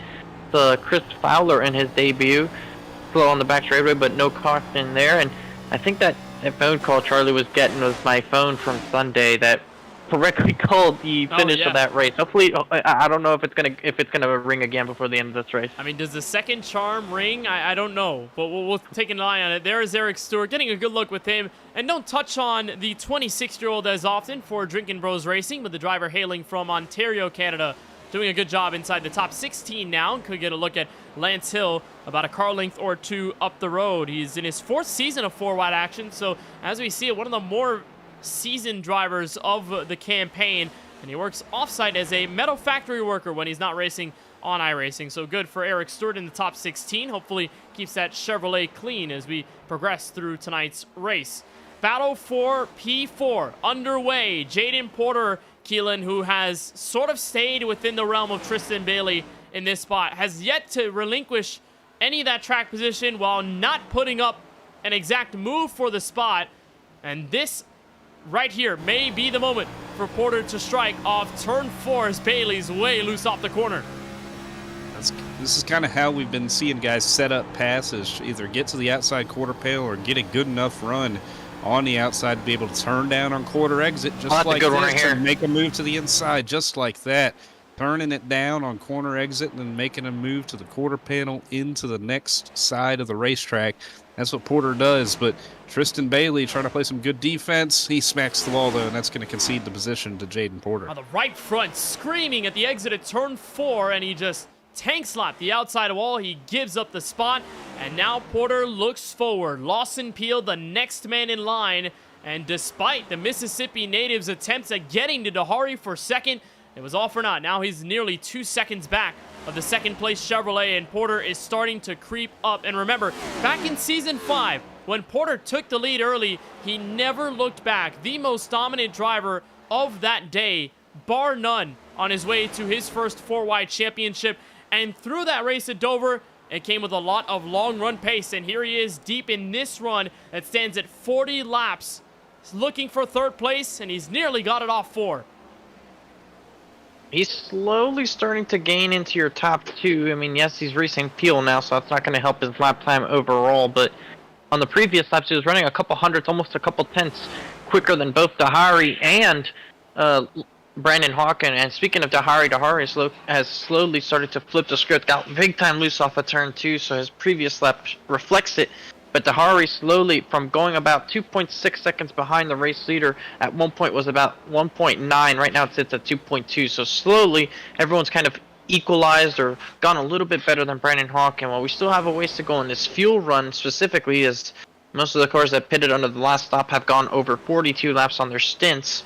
There's 30 laps of fuel left on their tanks right now, but the fuel window is open for anybody who wants to play the aggressive strategy of pitting early. It's one more stop. That's all you've got. Whether you wait for a yellow to fly or you settle into the green flag run, knowing you're going to have to take on pit road at full pace when you're entering turn 3. The last lap by, though, top 5, all within a 1/10 of a second or 2 on lap time. So everything seems to be fluctuating between these guys, but for the most part, they are on a level pace that keeps them within each other's grasp. Boy, Peel loose off of turn 4, way all over the place, keeps the Chevrolet righted, and not sure if he's going to let Tristan Bailey get any headway here in the fight for 4th place. The auction still ongoing as the field continues to wash away from each other. There's Dahari back in second, about 2 seconds away from Hawkins' control of the pace at lap 136 to the start-finish line. And Keelan, if you're any one of these guys, when do you try to come down pit road? Because Dover clicks off laps very quickly, and already we are at 45 laps in our stint. Oh, well, if I'm race leader Brandon Hawken, I'm thankful I'm in this position right now, because you can kind of gauge what you do off of what the 72 of Dahari does, because you've built yourself a bit of a gap. If Dahari pulls the trigger, you can pull the trigger the very next lap because you have that gap, and Dahari is probably not going to make up a 2-second gap in one lap just like that. So I like the position I'm in if I'm Brandon Hawken. I feel like I can do just about anything, but you don't want to pit too early, because if you pit too early, that's going to bite you on the back end of the run. So I think any time in the next 10, 20 laps, it could be very viable. I'm probably looking around the lap 150 mark, though. Kind of split this last run in half, and that's probably what I'd be looking at. And there's a look on board with Hawkins Chevrolet. Had a bit of lap traffic in the way with Timothy Cook and AJ Green, but it gets by without a problem. And there's another lap car up the road. Hawkins not really worrying about that right now as he crosses the line. Again, he has led before tonight's race 433 laps. That's 44% of his career laps led on a short track. Remember those 2 wins we talked about, New Hampshire and Richmond? A lot of them have come under caution-filled races that did end in overtime, both attempts. And tonight's been a much cleaner race for Hawken and for the entire field. And just like last season, we're stepping into our longest green flag run of the night on this back half, where Hawken can settle off the nightcap with his 5th W of 2025. Still 2 seconds up the road, or behind the road, is Dahari, and just stepping into 3rd, Jaden Porter. There's contact with the lap car. Timothy Cook gets turned down the back straightaway. Yellow flag is out. The field is going by now. And that's not a look you want to see under green. Dahari gets into the rear bumper of Cook's Toyota Camry, and there's the yellow with 60 laps to go.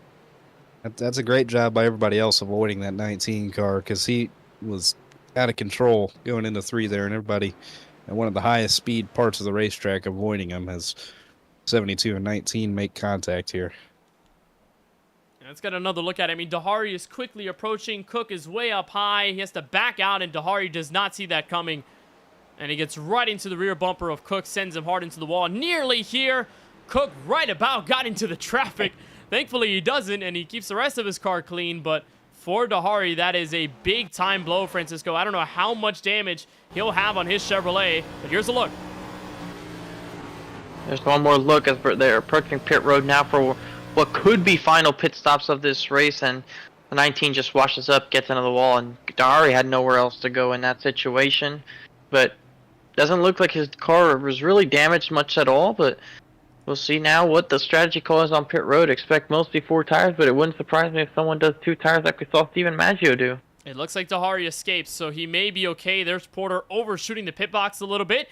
And just like we saw last time, who wins the race? It was by inches between Hawken and Dahari, and this time much more convincing off the tracks. Hawken wins the race off pit road, and then Dahari, Peel, Porter, Bailey, Neal, and others as we move back through the top 10. So another Francisco, great stop. That's just one of the nightmare places you run into when you're running into a lap car. The worst spot you want to catch them is on corner exit, because you lose so much speed in that situation. So, Francisco, that's just the worst spot to get them. I know you've led a lot of laps in your time on iRacing, so I'm sure you've felt that pain at one time or another. Yeah, that's one way I describe it, Keelan. Yes, that's 100% true, though.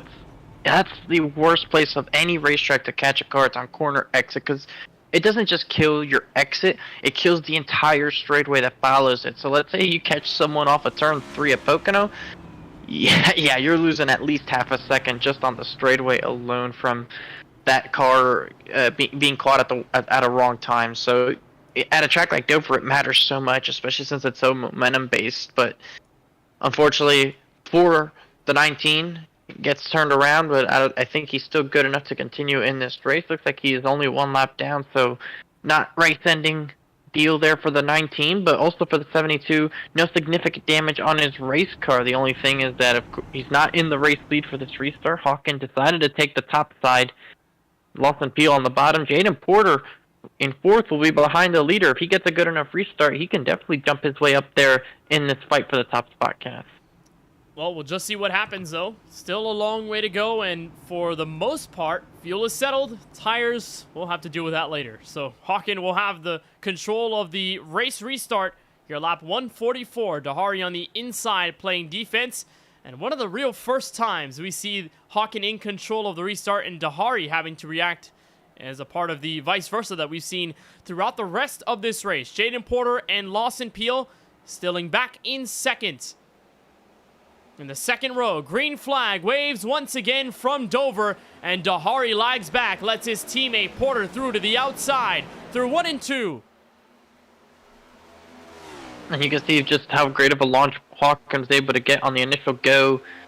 Not to mention the fact that he dragged everybody up to the very outside, as close as he can go to the outside wall. Shades of pre-2009 NASCAR with their single file restarts from how close they would get to the wall. You see the 72 get back to line in second, ahead of Jaden Porter. Lawson Peels followed out in the third. Now, how about Mikey Neal with the recovery after his early troubles? He's up to 5th. A great job for Neal tonight. The Wake Forest, North Carolina native has stepped up in the back half of this race. Remember, he had been sort of involved in an accident, got into a car early on that caused the yellow flag, but he's in it. And after a solid start to this race, Neal has been through the back of the field, and now he's seeing the front row seat with Lawson Peel and company right in front. Meanwhile, Tristan Bailey is holding off a gaggle of race cars. Eric Schaefer, Craig Lounslugger, Trevor Haley, Jonathan Jurgensmeyer. It's a Ford brigade around the Chevrolet off of turn 4, Keelan. Yep, all over each other off this corner right here. We have seen this all race long, and just cars stacking up off the corner, and that is what we're seeing right here with Schaefer and Lautenslager in the 13, who's trying to make up a little bit of track position for himself after slipping back a little bit earlier. Trevor Haley, the highest up we've seen him today in the top 10. All these guys putting together a great effort as we see Schaefer pull clear of that battle, and they start to single file out and settle down. But these guys all on top of each other. I'm really happy that we've had all this green flag racing, though. We've seen guys all on top of each other, a really ill-handling race car, and everybody's been doing a great job keeping it on the racetrack. The best of the best here 4 wide, trying to make things happen at a very tough track. Charlie Byer, you've got the note down pit road. And just an update from Chris Fowler in that number 11 car. It doesn't last before that last yellow flag. Hit the wall a few times, brought it down pit road, and disconnected from the race. That'll be our 4th DNF tonight. Unfortunate there for Chris Fowler in his debut 4 wide race. Thank you, Charlie. And just adding to the casualty list that the Monster has eaten up tonight over our 150 laps now that we cross the start-finish line. I mean, Francisco, for your debut race to be Dover, that's a very daunting task when you got to deal with a track this tough and with a driver just getting into the series and trying to get a feel of what the competition is like, along with keeping it safe, making sure he doesn't make any enemies. We will see Chris Fowler, hopefully sooner than later, through the back end of the regular season and through the playoffs, but not the great start that he wanted tonight. Not ideal. It's never fun. You always want to have a solid opening race. I mean, historically in this league, rookies making their debut have gone on to win, so that's pretty high expectations that we have for drivers making their series debut. But unfortunately for Chris Fowler, it's just not one of those circumstances for him. He's going to be out of this race in the 24th position, and for him and his luck, he's going to try again whenever he's able to show up again and try and make another attempt. Some more bad news this time with AJ Green to Charlie. And AJ Green, a really strong car that was running up front this race after the restart, took a few laps in, got a little bit more damage, looped it on pit road, and is officially sitting there, currently 5 laps down. He starts right outside the top 20. And I think I saw his car inside the wall at some point and saw some smoke coming out from out of He was doing turn 4. some burnouts. Tyler told him to stop doing it. All right, well, that's exactly what happened. I wasn't fully sure because we were looking at the battle for position throughout the racetrack, but there is Green Chevrolet. A solid night turned sour. And remember, that AJ Green car is in that bubble for the playoff picture. So a bad night like this could plummet him further in the standings. And for some of the other guys having good runs this evening, like a Mikey Neal and others, it may just be a problem. As we're going to look, I think this is what happened with Lance Hill, fellow Stonks teammate, battle with Jonathan Jurgensmeyer. That's just inside the top 10 and 11. Lance Hill sideways, and, well, there Keelan is a proper safe. Keeps us from another yellow. Really good handling under that race car. That is the opponent of AJ Green in the big bracket challenge. So with Green done for the day, that will advance Lance Hill to the Final Four. So that bracket, it's kind of all over the place now with Kyle Benson losing some track positions. So that should help Lawson Peel and play his favor as we see Brandon Hawken continue to maintain that race lead.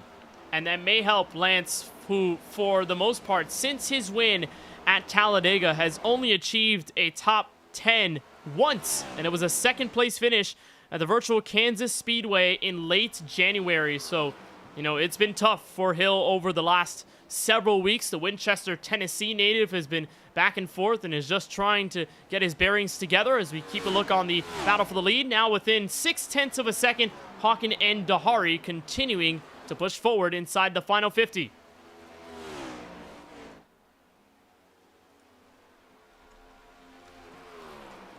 And Mikey Neal on this long run has been able to stay up there in the P5 position as we run, still holding off Tristan Bailey, who's about a second or so behind him. And Neal actually slowly catching up to Lawson Peel, who it's been a struggle for Lawson Peel in these long runs tonight.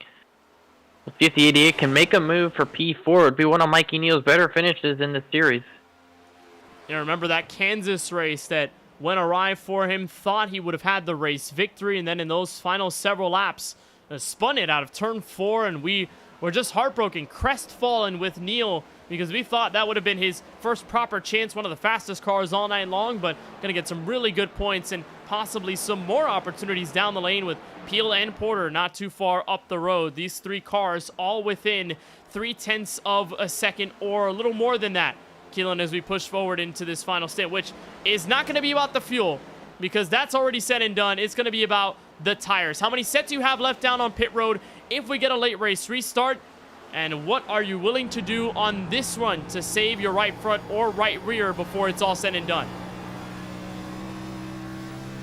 All about tire management, Kenneth. Got to really maintain, especially here that we're ending this race on the long run that we're ending it on, barring any cautions here that would shake up the strategy. It's really going to be about how you maintain it, and I think these guys back here are doing a good job, but my eyes are really on Gabriel Dahari in that 72 car because of the position he's in and how he's racing that 98 of Brandon Hawken. We saw him kind of oversave a little bit on the last run, oversaved that right front, and couldn't get back to Hawken by the time the caution flew.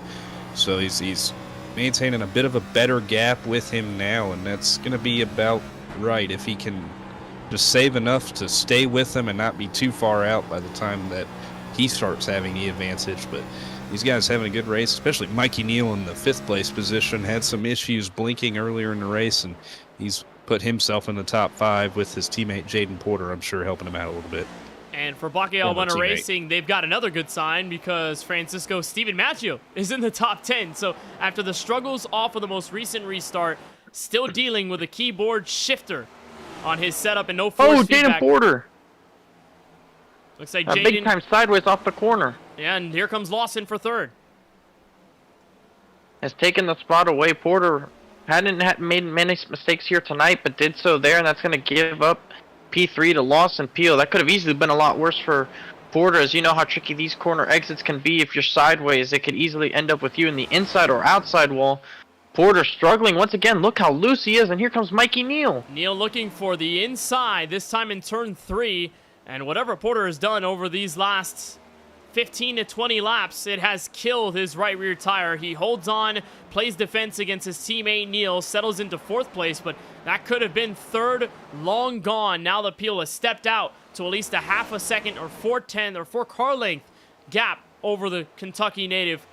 But now he's way off Dahari and Hawken, who have put themselves in their own league. And mind you, Keelan, these two are still within a 2nd and a 10th. So it's not like Dahari is fully gone just yet, but Hawken is seeing the Dover sunset, and he may just start running into the horizon very soon, because the last run that we saw between the Canadian and between Dahari and P2, it was very bleak, nearly 2 to 3 seconds between the drivers.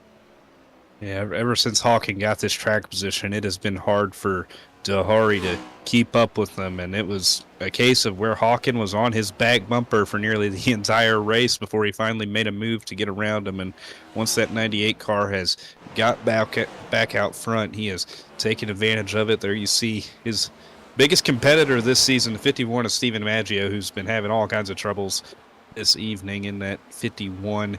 But Maggio, just a couple weeks ago, took the advantage over Brandon Hawken, got his 4th win of the season, cemented himself as a championship favorite, though. How quickly things can change, Kenneth, because in this 2-week swing, if Brandon Hawken can hang on, that would be his 5th of the year, and that would put him back at the top come playoff seeding time. So these guys going blow for blow, and it's been great to watch. It's a tight-end tug-of-war as we watch it in the final half of this regular season. And when I talked to Maggio many weeks ago, he said, you know, there was a big 3 in NASCAR at one point, but Joey Logano stepped up and won the championship. So it doesn't matter the narrative of who the group of drivers are that are so good over the season. It's about ultimately who's the champion. And that's the goal that Maggio wants to accomplish as he rides in 9th, looking for the 9th spot over the Dark Horse Motorsports Ford Mustang and that Dewalt colored car of Trevor Haley, leading a pretty hefty group of cars. And Maggio for the crossover, nearly contact there in turn 1, but a great fight nonetheless as we enter the final 30 laps of this race. And for Hawken, looking to become the first driver to go back-to-back since Lawson Peel did it way back in the season. He did it at Indianapolis and then followed it up the week before. So it's the possibility to match history with one of the all-time best in the series, as he's up by nearly 2 seconds now inside 171 laps down tonight. Looks like we have another great battle, this time further back. Lance Hill scrapping it for all he's got, and that's the league owner, Tyler Murray, right behind him. And you know, Kenneth, I think in a couple days we can actually ask Maggio ourselves if he can kind of demonstrate a couple of keys to help him be successful with this race car.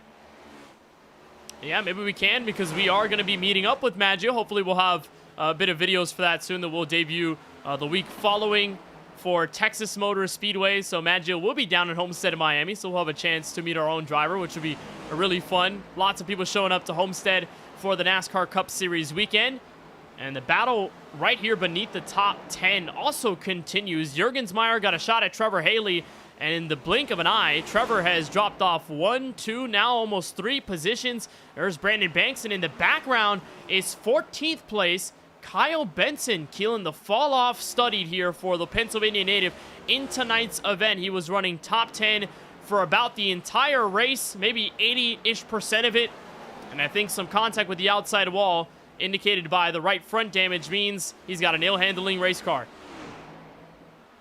It was one of my keys to the race, Kenneth. Avoid that wall because it sneaks up on you so fast, and we've talked about it all night long. This is an attrition racetrack, and it has just come to bite him, and he's been the one guy who's been consistently up front, who's been yet to crack into victory lane, so you know he's hungry for it.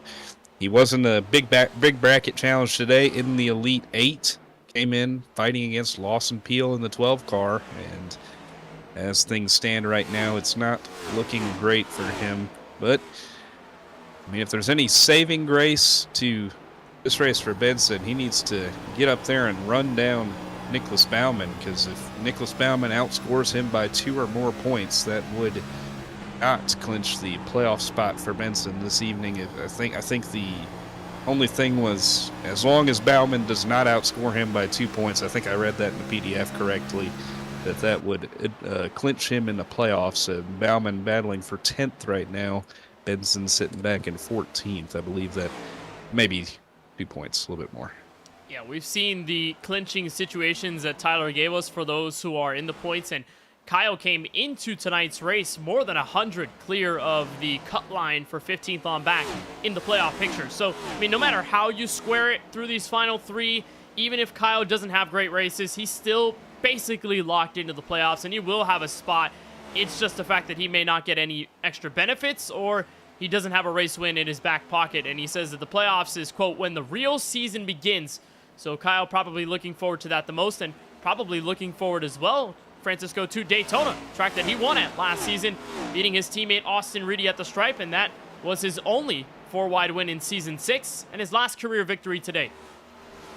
That came in the playoffs, though. I mean, he's hoping to turn on his inner Jimmy Butler energy and get into playoff mode when we show up to the playoff opening race at Auto Club Speedway and start what he calls as the real season. Kyle Benson looking to try and see if he can clinch that playoff spot, and someone looking to clinch a regular season championship is Jaden Porter. Doesn't look like it's going to happen in this race. There's a specific set of circumstances that he needed to happen for him to do so, but it doesn't appear to play out that way. But it certainly gives him a really good opportunity to go into Texas, even if he doesn't have a great finish. As long as he doesn't have a bad finish at Texas, a really bad finish, he most likely could walk out of Texas with the regular season championship and go into Daytona basically just racing for a race win, knowing he'll be seeded first or have the most playoff points.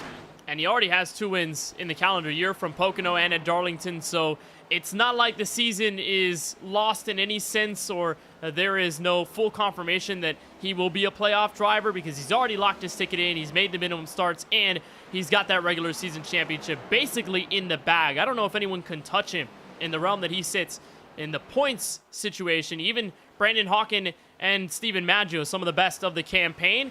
And now the fight for third ongoing. Porter charges the high-end area of the racetrack, looking way up the speedway. That's finding grip if I've ever seen it, Keelan Bosha. The inside lane starting to dwindle on the grip side of things, and Porter uses the top shelf to take away the podium.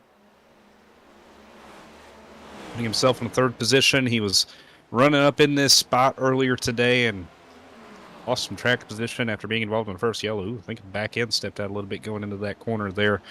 These guys fighting the conditions, but he has put himself back in third as we see Gabriel Dehari negotiate around the Bishop lap car up there in second. But it's been a good recovery drive for Porter. Lost all his track position earlier and now has slotted himself into third position, coming to close to 15 to go. Well, Dehari may be under some more fire before this race concludes with 16 to go next time, because Porter, Peel, and Bailey have set lap times faster, about a 10th quicker than Dehari has over the last several, while Hawken just continues to get faster, 24.59 in the last trip across this 1 mile Dover Motor Speedway. Stepping into another long green flag run and many battles across the racetrack. Obviously, that 4th and 5th place battle within a car length or two. Lawson Peel and Tristan Bailey. You look further down the road, Eric Schaefer, sort of in the realm of Craig Launslager's Ford Mustang. That's about 0.6 of a second between those two. Then about half a second between 10th place Jonathan Jurgensmeyer and Brandon Banks. Says Peel may have found some troubles against Bailey.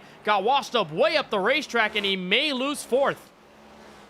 Oh, and they door each other down the back straightaway. Peel not happy with the 35 who sent him going into turn 1. Peel tried to make a block on the 35 going into turn 1, and Peel got forced almost into the outside wall. He could try to repay the favor here. Tempers getting hot at the Monster Mile as it possessed Lawson Peel for a moment, got shot up the speedway and had to recover quickly. Now Bailey maintains control of 4th place. Lawson will still walk away with a top 5 if he can hold on inside these final 14. But, I mean, right here, Keelan, when you're on the edge of control with these race cars and you're frustrated with your own self trying to work up through the field, the last thing you want is for a driver to get in your way or to give you some contact, maybe a chrome horn or so, and push you out of the way.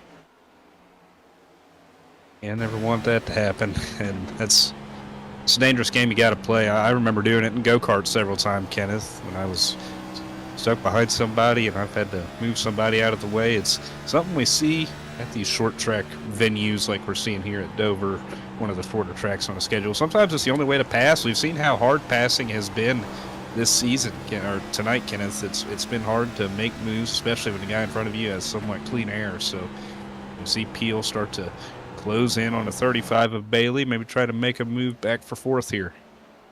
That's our Charlie Byer photography onboard camera with the Season 4 champion. And in Bailey with his 8th start in Season 7, several top 10s to his credit. And tonight may be another one as he slaps the wall. Oh, into the wall! And he gets an appeal. They'll go right into the inside barrier. They catch Craig Lounslogger on the way there. And the yellow flag flies with 11 laps to go. Unbelievable. You could see that one coming.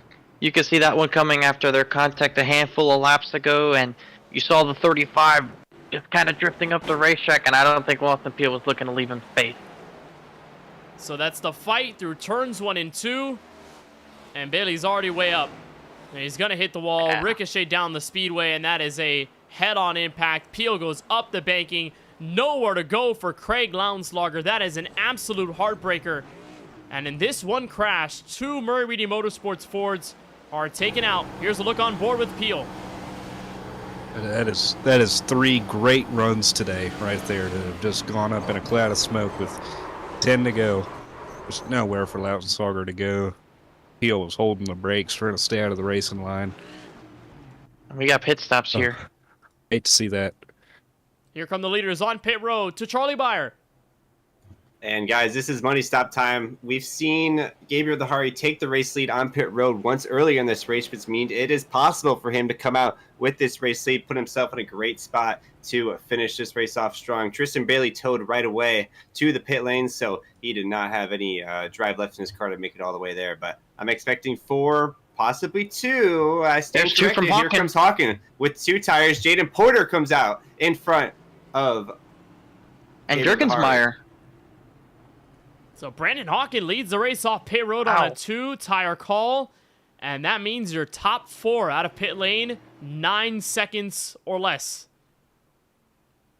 And you can include Stephen Maggio and Kyle Benson. They also took 2 tires, and they exited behind the 4-tire pit stop of Mikey Neal.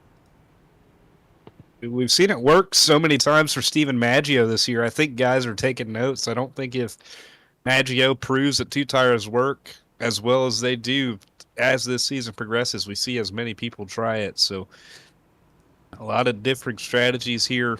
First car on 4 tires is going to be mired in some traffic, so I don't think there'll be enough time, but it's going to be interesting to see who can take advantage of this strategy the best. Hawken, obviously, in the best position, and if he's doing what we've seen Dahari do, he's going to take the top right here on this restart. Charlie, back to you on pit road. What's going on? And a report on the drivers who were involved in that last yellow flag. Craig Lounslogger, that is, Lawson Peel, and as well as the driver that towed right away after the yellow flag, that is Tristan Bailey. These guys are not going to be continuing on this restart with 7 laps to go, so it's safe to say that that damage did take them out just short of the end of this race. That's such a heartbreaker. I mean, Bailey, Peel, and Lounslogger, like you said, Keelan, 3 good nights wasted in one crash off turn 2, and now they won't have a chance at good points or a race victory, although it hasn't been debated as of late. Brandon Hawken has maintained the rhythm of this race, but now he's got the 2-time Dover winner on the inside of the front row. Jaden Porter could give some sort of resistance to the Hawken domination tonight. 7 laps to go. When we get to the green, maybe 6, as they will extend this yellow flag. Thank you, Charlie, for the information there. We're going to go yellow flag 1 time more, and we're going to get everyone settled by. So 4 drivers, now 5, on 2-tire calls. More than I expected, guys. And Keelan, I don't know how this will go here because Hawken, Porter, Jurgensmeyer, Dahari, and Maggio, they've been all over the place, whether they are extremely strong drivers or guys that are just finding their breath of life here at the end of this race. How crucial will this restart be on the tires and on the gas pedal, given how treacherous this track is? It's got to be really easy on that gas pedal because we've seen it on the restart, especially for Stephen Maggio. When he tried the 2-tire stop earlier, he couldn't get up and going, and that may be an issue where your shifter's your keyboard, but also an old tire on the rear end of that race car trying to throttle up. You got to be easy with it. I remember making a mistake one of my first few races on iRacing. I gassed it up way too hard on old tires. I went straight into the outside wall. So these tires, you got to take it easy on the restart, but you got to be fast enough to make it through. And if you're a guy on 4 tires further back there like Kyle Benson, you got to anticipate the stack up, because I think it's a good possibility we get some of that. Well, how easygoing will the drivers be on this potential final restart? 6 laps to go, 6 miles left. From Dover, Delaware, Brandon Hawken, the control car on the outside. Porter to react. Dahari, Jurgensmeyer, Neal, and Maggio to help out with the charge. Green flag, 6 to go from Dover. And that's a great restart for Jurgensmeyer on the outside, as Porter takes the inside, tries to get to the bottom side of Brandon Hawken, and he's there. Is there a possibility that Jaden can snag the race lead? No. Off turn 2, he backs out. It'll be 5 to go next time by. Hawken in control, and BBR strangleholds the rest of the top 5. Dahari, and they're 3 wide. Got to keep the pressure on him. Oh, and more wrecks in the back. And there's trouble all the way at the back. Daniel Moore among those involved. And we'll head into another restart. Inside 5 remaining. The not stonks, but still kind of stonks Ford Mustang. Attempting to get back into a straight line. He rolls down the banking. And the troubles persist. Yellow flag flies once more here from Dover. We're going to better look at it. This is at the back of the field. Trevor Haley going for a 3 wide. That's Craig Parks, the 17 car in the middle. Daniel Moore way up high, and I don't know whether this is a ricochet off the wall. Francisco, there was help. Craig Parks. Yeah. Yeah, and that was a close call right there. But that looks like classic Dover in this situation, Kenneth. Just get close to the wall. Sometimes guys try to lean on you a little bit, and the contact happens, and around goes the car on the outside. You see he hit the wall after the contact. That's just from the momentum of getting the hit. And that was close right here. A couple cars coming by, but unfortunately for Moore, but a good thing is that he'll still be able to continue, no significant damage on his race car. But looking at this running order right now, behind Brandon Hawken is 4 BBR cars. If they can somehow work together to try to get this race win, that would be incredible. Porter did a decent job restarting on the bottom, all things considered. But obviously Hawken's going to make sure that no one can get to his outside, so that no one can challenge him for that position. And with the pit road report, here is Charlie Byer. And guys, after that last yellow flag, Daniel Moore is now in the pit lane repairing some of that damage. And I want to correct my last pit road report about Lawson Peel. He did end up restarting with that pack, and he is pretty close to Kyle Benson for that bracket challenge spot. But he's going to continue to come down, get that damage repaired, and try to salvage as much as he can out of this finish. Thank you, Charlie. Looks like more drivers are just heading your way as this race is coming down to a close. Dover is known to be attrition-filled, and these most recent casualties, Lautenslager, Bailey, and now Peel, along with Daniel Moore, and a lot of them are coming in this time by.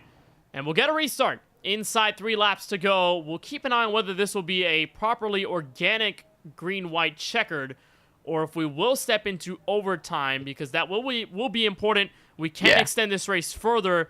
And given the desperation that we've seen throughout the races, it's fair to say that there may be the easy possibility of some more overtime, some more racing here at Dover than we expect to see. Kenneth, it was the overtime phone that called earlier. It looks like it is going to be overtime. So 2 laps to go at the restart. Hawken and Porter will occupy the front row. And here is how overtime works. So for these drivers doubled up, we'll get a restart inside 2 laps remaining. The field will try to get to the white flag without a yellow coming out before. If a yellow flag does not fly and we stay green till the white flag, we're racing it to the checkered no matter what transpires on that final trip around Dover. If we do get a yellow before the white flag is displayed on the speedway, we will double them up like this on the restart and try all over again. We have 3 attempts to finish this race under green. If we cannot finish all 3 attempts, at least one of them under green, the final yellow will dictate the winner of the race based on who is at the front at the timing of the caution. Plenty of long green flag runs tonight, and plenty more racing to go. Eric Schaefer going near the outside wall, but he keeps it all good, and we're ready for overtime attempt number 1 from the Monster Mile. Hawken, Porter, front row restart. Who gets the win this time? And that was a great restart for Hawken, able to clear everybody well before the start-finish line. Porter's clear for second. He's going to have his teammates on his tail.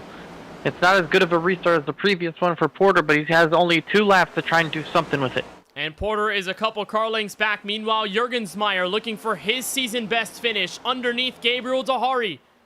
And there may be one more chance for Porter to try something, but Hawken is clearing away. White flag in the air from the virtual Dover Motor Speedway. And while Jaden Porter dominated the back half of this race in our last next-gen outing here at Dover, this time it's the Canadian Brandon Hawken who looks to achieve what nobody else has done. And he will match his season win total from his rookie campaign. Dover winner, Brandon Hawken, 5th win of the season. And a drag race to the line for P4 is going to go to Eric Schaefer by just a couple of hundredths of a second as there's a crash off to the finish with Kyle Benson. Schaefer gets P4, Jurgensmeyer P5, Maggio gets P6. What a run to the checkered, what a win by Brandon Hawken. It was just an excellent effort all night from him, and another second place finish for Jaden Porter. And Brandon Hawken, for the first time at Dover in his first start, grabs the W in a frantic race to the finish line. Porter second, Dahari third, but no one could match Brandon's outright pace over the end of this race. And for the 5th time in 2025, Brandon Hawken will enter Paul's Setup Shop Victory Lane. And we've got word as to who our final 4 are for the Big Bracket Challenge, Keelan. And it all went down to those final 2 in overtime.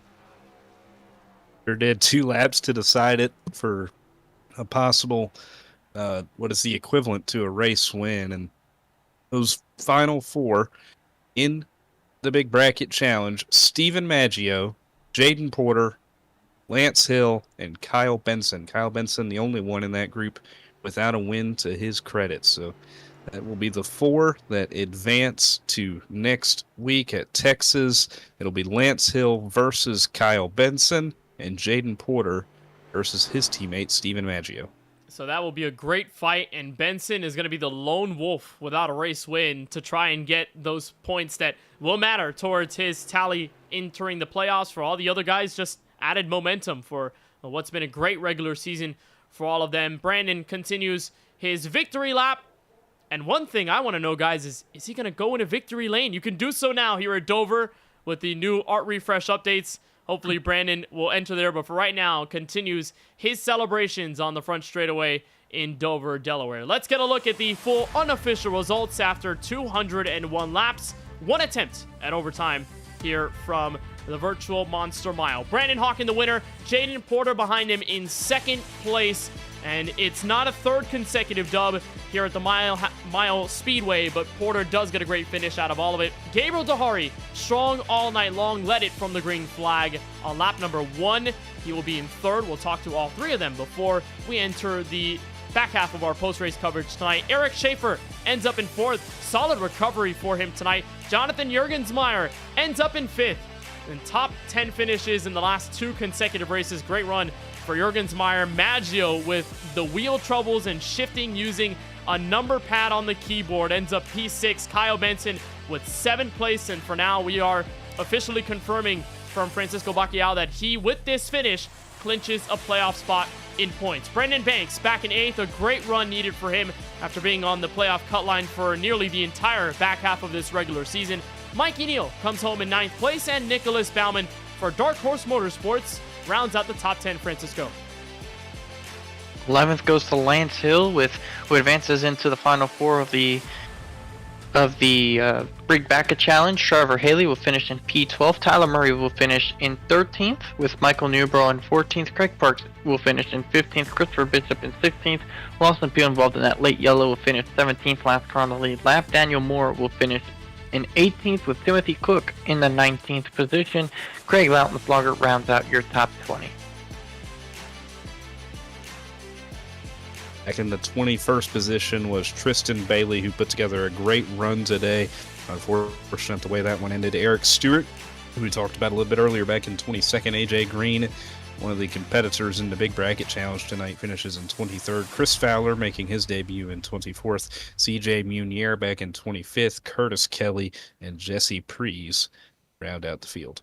So that's your entire look here from Dover, and here we are, joining the man into Paul's Setup Shop victory lane for the fifth, and I mean fifth, time this season. Brandon Hawkins joins us once again from the Victory Circle. And Brandon, you know, I'm a little disappointed you didn't go into Victory Lane because we had the new update and you can go in there, but nonetheless, tonight, fantastic as always. You're the first driver to go back-to-back since Lawson Peel did it midway through our regular campaign. How hard fought was tonight's win from Dover this evening? Man, that was extremely tough, especially in the first 100 or so laps. That took like, man, yeah, Gabriel was doing a great job defending, and yeah, I was like, I felt really good pace wise, but I couldn't, yeah, I just couldn't get it done for the longest time, and man, and yeah, he did a great job holding me back, and it was like, yeah, I was doing everything I could just to try and get a run and get a little bit of rotation on the in the middle of the corner, but he held it right down, and he made it super difficult. So yeah, great stuff to him, and he made it super clean as well. So it was that was a lot of fun battling, and once I finally got by him there for good, there was one move I made, like it tried to just like throw it into the corner and block him with the dirty air, but he pulled the crossover.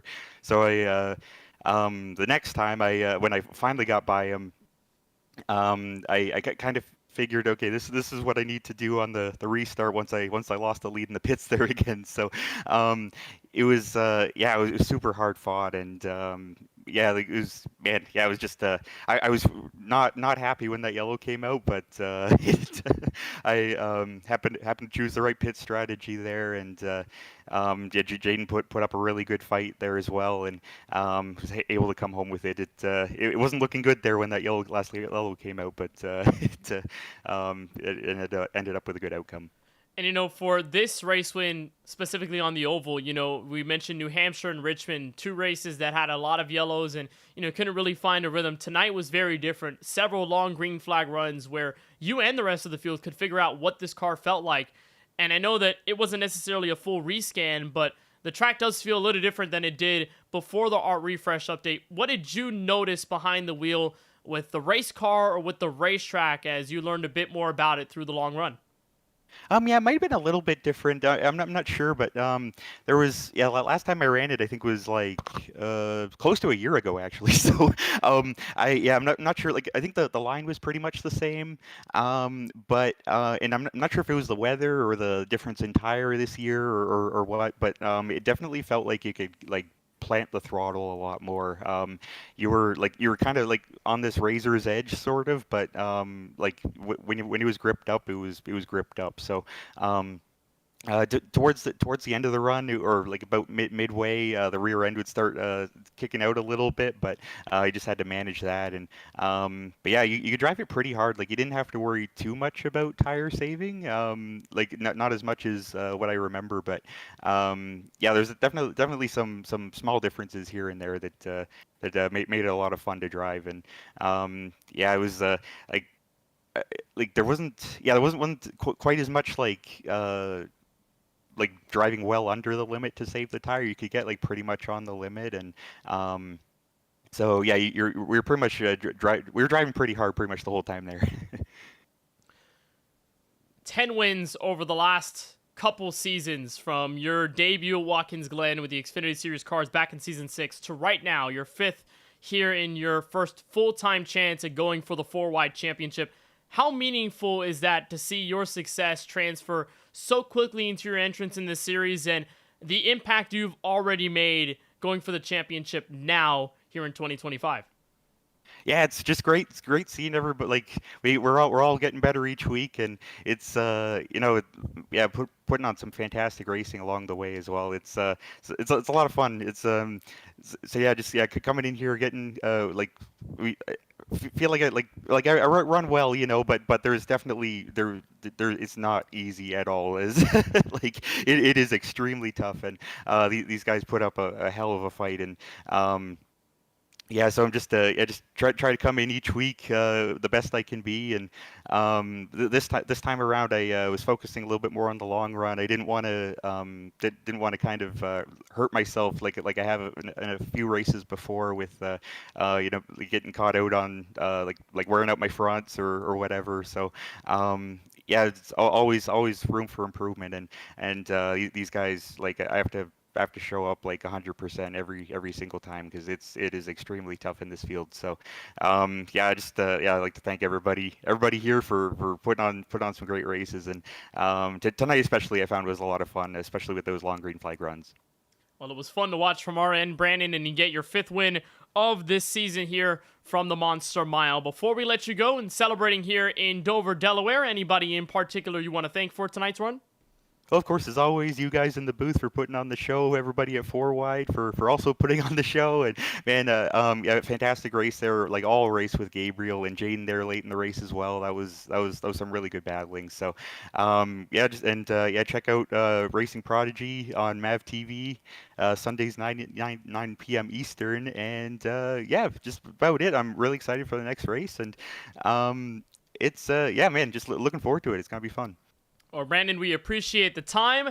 Maybe next time at Dover, if you do win, go into victory lane because we want to get that shot really, really bad. But yeah, Brandon... I totally forgot about the victory lane thing, and by the time I found out, my engine popped. So hopefully, if I manage to get another one, I'll try and get to victory lane. Next one is Phoenix, so hopefully that one will go your way. But Brandon, we appreciate the time as always. Congratulations on the win tonight from Dover Motor Speedway, and best of luck as you guys head off to Texas next week. Congratulations.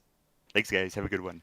Brandon Hawken, the race winner, leading 121 laps along the way. And we'll tune into the guy who finishes runner-up for the first time in his career here at Dover Motor Speedway. It's Jaden Porter caught up with Keelan Boscia. Well, Jaden, runner-up effort for you tonight in that Ally Best Friends car. Good-looking race car out there tonight, might I add. But a good effort for you in the 28 team back in second. Kind of felt like a roller coaster. Very fitting for Dover, I guess. You were starting off the race pretty good, then lost some track position and drove it back up front. So take us through your race. Yeah, a roller coaster can kind of define like my last few races for me. I feel like I'm always having to recover for something as of late. But yeah, I mean, we were pretty fast. I don't know if I had anything for Hawken on the long run. I was kind of catching Gabriel as the run went on, but wasn't enough. Every time I'd start gaining on both of them, actually, we'd have a caution for 40th, it felt like. But good second place for 28 team, the Ally Best Friends car. Obviously, I guess I didn't have enough dog in me as my car. But just unfortunate to not win. I always kind of have the expectation of winning here, and I don't know. I don't know how I really feel. Well, it's a good effort again. Another podium finish here at Dover. Very good average finish. You haven't finished any worse than second at this racetrack, so you obviously seem to have something figured out. But you came into today the regular season points leader, and you extended that gap again today. Your closest competition, Kyle Benson, back in the 7th position. So continuing to add on to that with 2 races to go, you're looking like you're in a good spot. That would be a good playoff point bonus to you. So how confident are you as we close in on the playoffs that you can really make a statement this season? Because you've been doing really good. You're adding on to the total. How much do these runs mean to your momentum as we close in on the playoffs? Yeah, they mean a lot. Obviously, coming to Dover, haven't always running good here, so second place is all right. Texas next week, kind of struggle there, so hopefully just get out of there without wrecking and not. Honestly, I think if I don't wreck next week, I should have the points lead locked up before we go to Daytona, I think. So hopefully we can lock it up next week and not have to worry about Daytona. Maybe advance in the bracket. I think I'm facing Maggio next week, so that should be kind of rough for me. But we got good momentum. I just need to have a race where nothing goes wrong and I run top 5-ish or the whole race instead of having to recover and pass 500 cars each race. So we just need to have a good race without nothing happening. I feel like we'd have a good playoff run coming. For sure. And yes, next week at Texas, the Final Four, the Big Bracket Challenge, it is you against Steven Maggio, your teammate. And on the other side, it's Lance Hill versus Kyle Benson. So that's going to be the four going for it. You are one of those four, and that would count towards a race win as far as playoff points go for you if you were able to get that. So any strategy going against your teammate next week? I know he's pretty fast. Didn't quite have it tonight. Had his own problems with his wheel and all that. He was shifting with his keyboard, he told us. So yeah. What's it like racing against your teammate next week, head to head? It's gonna be interesting. I don't think it's gonna be any different from any other race. I feel like me and him have been battling a lot for wins this season. I just hope I have a chance to at least race him at the end. I'm not really good at Texas. I'm pretty terrible at it. So me being pretty terrible at track and him probably being really good at it is probably not a good sign. But we'll just pray, I guess. I mean, if you need any help, I have a C-fixed win there. So yeah, tell me all your secrets, man. Just let me know and I'll help you out. I beat DLB TV in that race actually. I think there's a YouTube video of it. So nah, you need any help? You just let me know. I got you, buddy. Well, it's second place run. You got me. You want to thank for that run tonight? Yeah, I'd like to thank everyone at KBueno Racing, Duncan Fall for making this Ally Best Friends car. Had a few of my pets on it, so wish I could have got them in victory lane. Probably have to that's run another adorable. Race. Yeah, probably hopefully run another race and try to get them in victory lane. All my teammates, Steven, Ethan wasn't here. Mikey, Gabriel, Jonathan, all of them for helping out. My brother and his friends, and you guys for doing the broadcast. Appreciate you for joining us tonight, Jaden. We look forward to seeing you next week. All right, thank you. Jaden Porter in the 28th. That was a cute little thing, Kenneth. I didn't notice that was his dogs on the side of that race car. I don't know either, but I think that makes the charm of that paint scheme so much more amazing. I can see some of them on the side of the race car, so it's super, super cool. And just realized half of the top 10 finishing tonight, part of that KBueno Racing staple. We're joined by another one of them right now. Third place, Gabriel Dahari, and Gabriel leading from the jump. I mean, you had clean air for most of that first run. You led a majority of the race. Defending against Hawken, things changed in that back half, but an overall super strong night. How would you best describe it? Yeah, it was very fun. Managed to get a real good jump right off the rip. Cleared Jaden, and that was really fun. After that first pit stop, Brandon was definitely a lot more what's the word? Aggressive. He was definitely a lot more aggressive and trying to pull sliders on me, and I was just able to hold him off because the outside of Dover is it's pretty good for being side by side. Well, as you end up in this race, I mean, you found yourself right in the thick of things at the end. You know, the contact with Timothy Cook, the lap car, caused the yellow, and you guys go into a strategy race where it's more so about where you are on the restart versus how good your tires are, how good your fuel situation is. 2-tire call, though, at the end. What was the reason behind that, and what were the communications like with you and your BBR teammates as you guys made that call?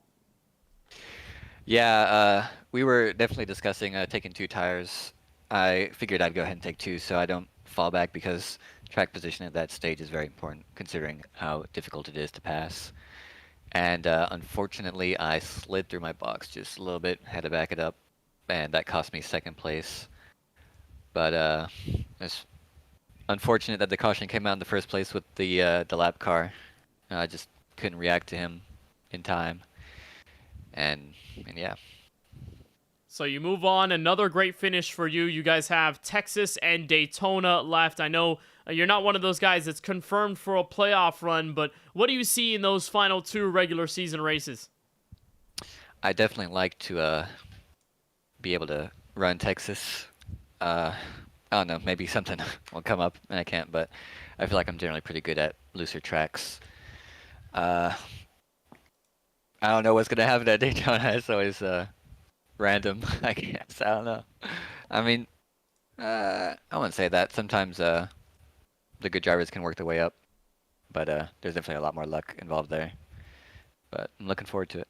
Well, regardless, it'll be fun to see you cap off the rest of this season, what's already been a very successful short-term tenure here in 4 wide. Another good finish tonight. Gabriel, on behalf of who makes it happen for you, who do you want to thank? Shout out to my teammates, Jaden Porter, Steven Maggio, and Mikey Neal that were in this race. Shout out to the broadcast team for broadcasting, and shout out to Tyler Murray for putting the show on. Well, Gabriel, as always, we appreciate the time. Congratulations on the 3rd place finish here from Dover. Best of luck as we head into Texas next week. Thank you. Have a good one. That's Gabriel Dahari, who winds up in 3rd place at the end of this race. And from what we've seen, Keelan, to cap off our thoughts, just unbelievable stuff. I mean, between Hari and DeHawken, between the racing we saw under the green flag throughout the entire field, a bit of the strategy, the 2 tire calls at the end, all paid off. Very pivotal Dover race tonight for the playoffs and for that big bracket challenge. That leaves us with just 2, right? Texas and Daytona, a 1.5 miles and a super speedway. Super unpredictable. I mean, you got one that you feel like you can kind of drive and, take care of your stuff and do well and put together a good run. But if you do not have a good run next week, and if you didn't have a good run tonight, you better be praying you're good at super speedways, because Daytona is as unpredictable as ever. And this is one of the most exciting regular season cutoff races, especially with that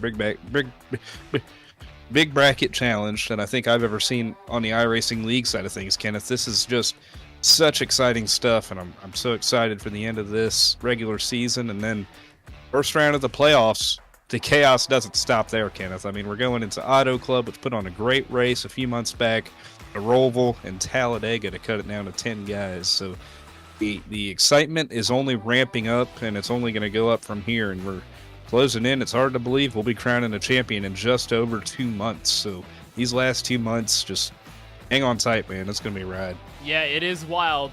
In a moment, we were just starting the season up, and at that point, we found ourselves in a situation where it basically became a huge fight for the championship. Several drivers with many race wins, and we move forward to the 2nd Lone Star State race of the season. It's on an oval this time. Texas will greet us next Wednesday night on March 26th. You'll find the Dropping the Hammer pre-race coverage at 8:45 p.m. Eastern, our live race coverage at 9:10 p.m. Eastern. That'll do it for our coverage of race 19 in the Season 7 4-Wide Racing TJ's Team Series. For Tyler Murray and the entire admin council at 4-Wide Racing, for everyone at the KBueno Racing Network, and for our crew on the great broadcast tonight, for our pit reporter Charlie Byer, and for my colleagues in the booth, Francisco Bacchial and Keelan Belsha, I'm Kenneth Bueno waving so long. The monster tamed by Brandon Hawken, 5th race win and 10th career W in his 4-wide career. Texas up next in the challenge to make the playoffs.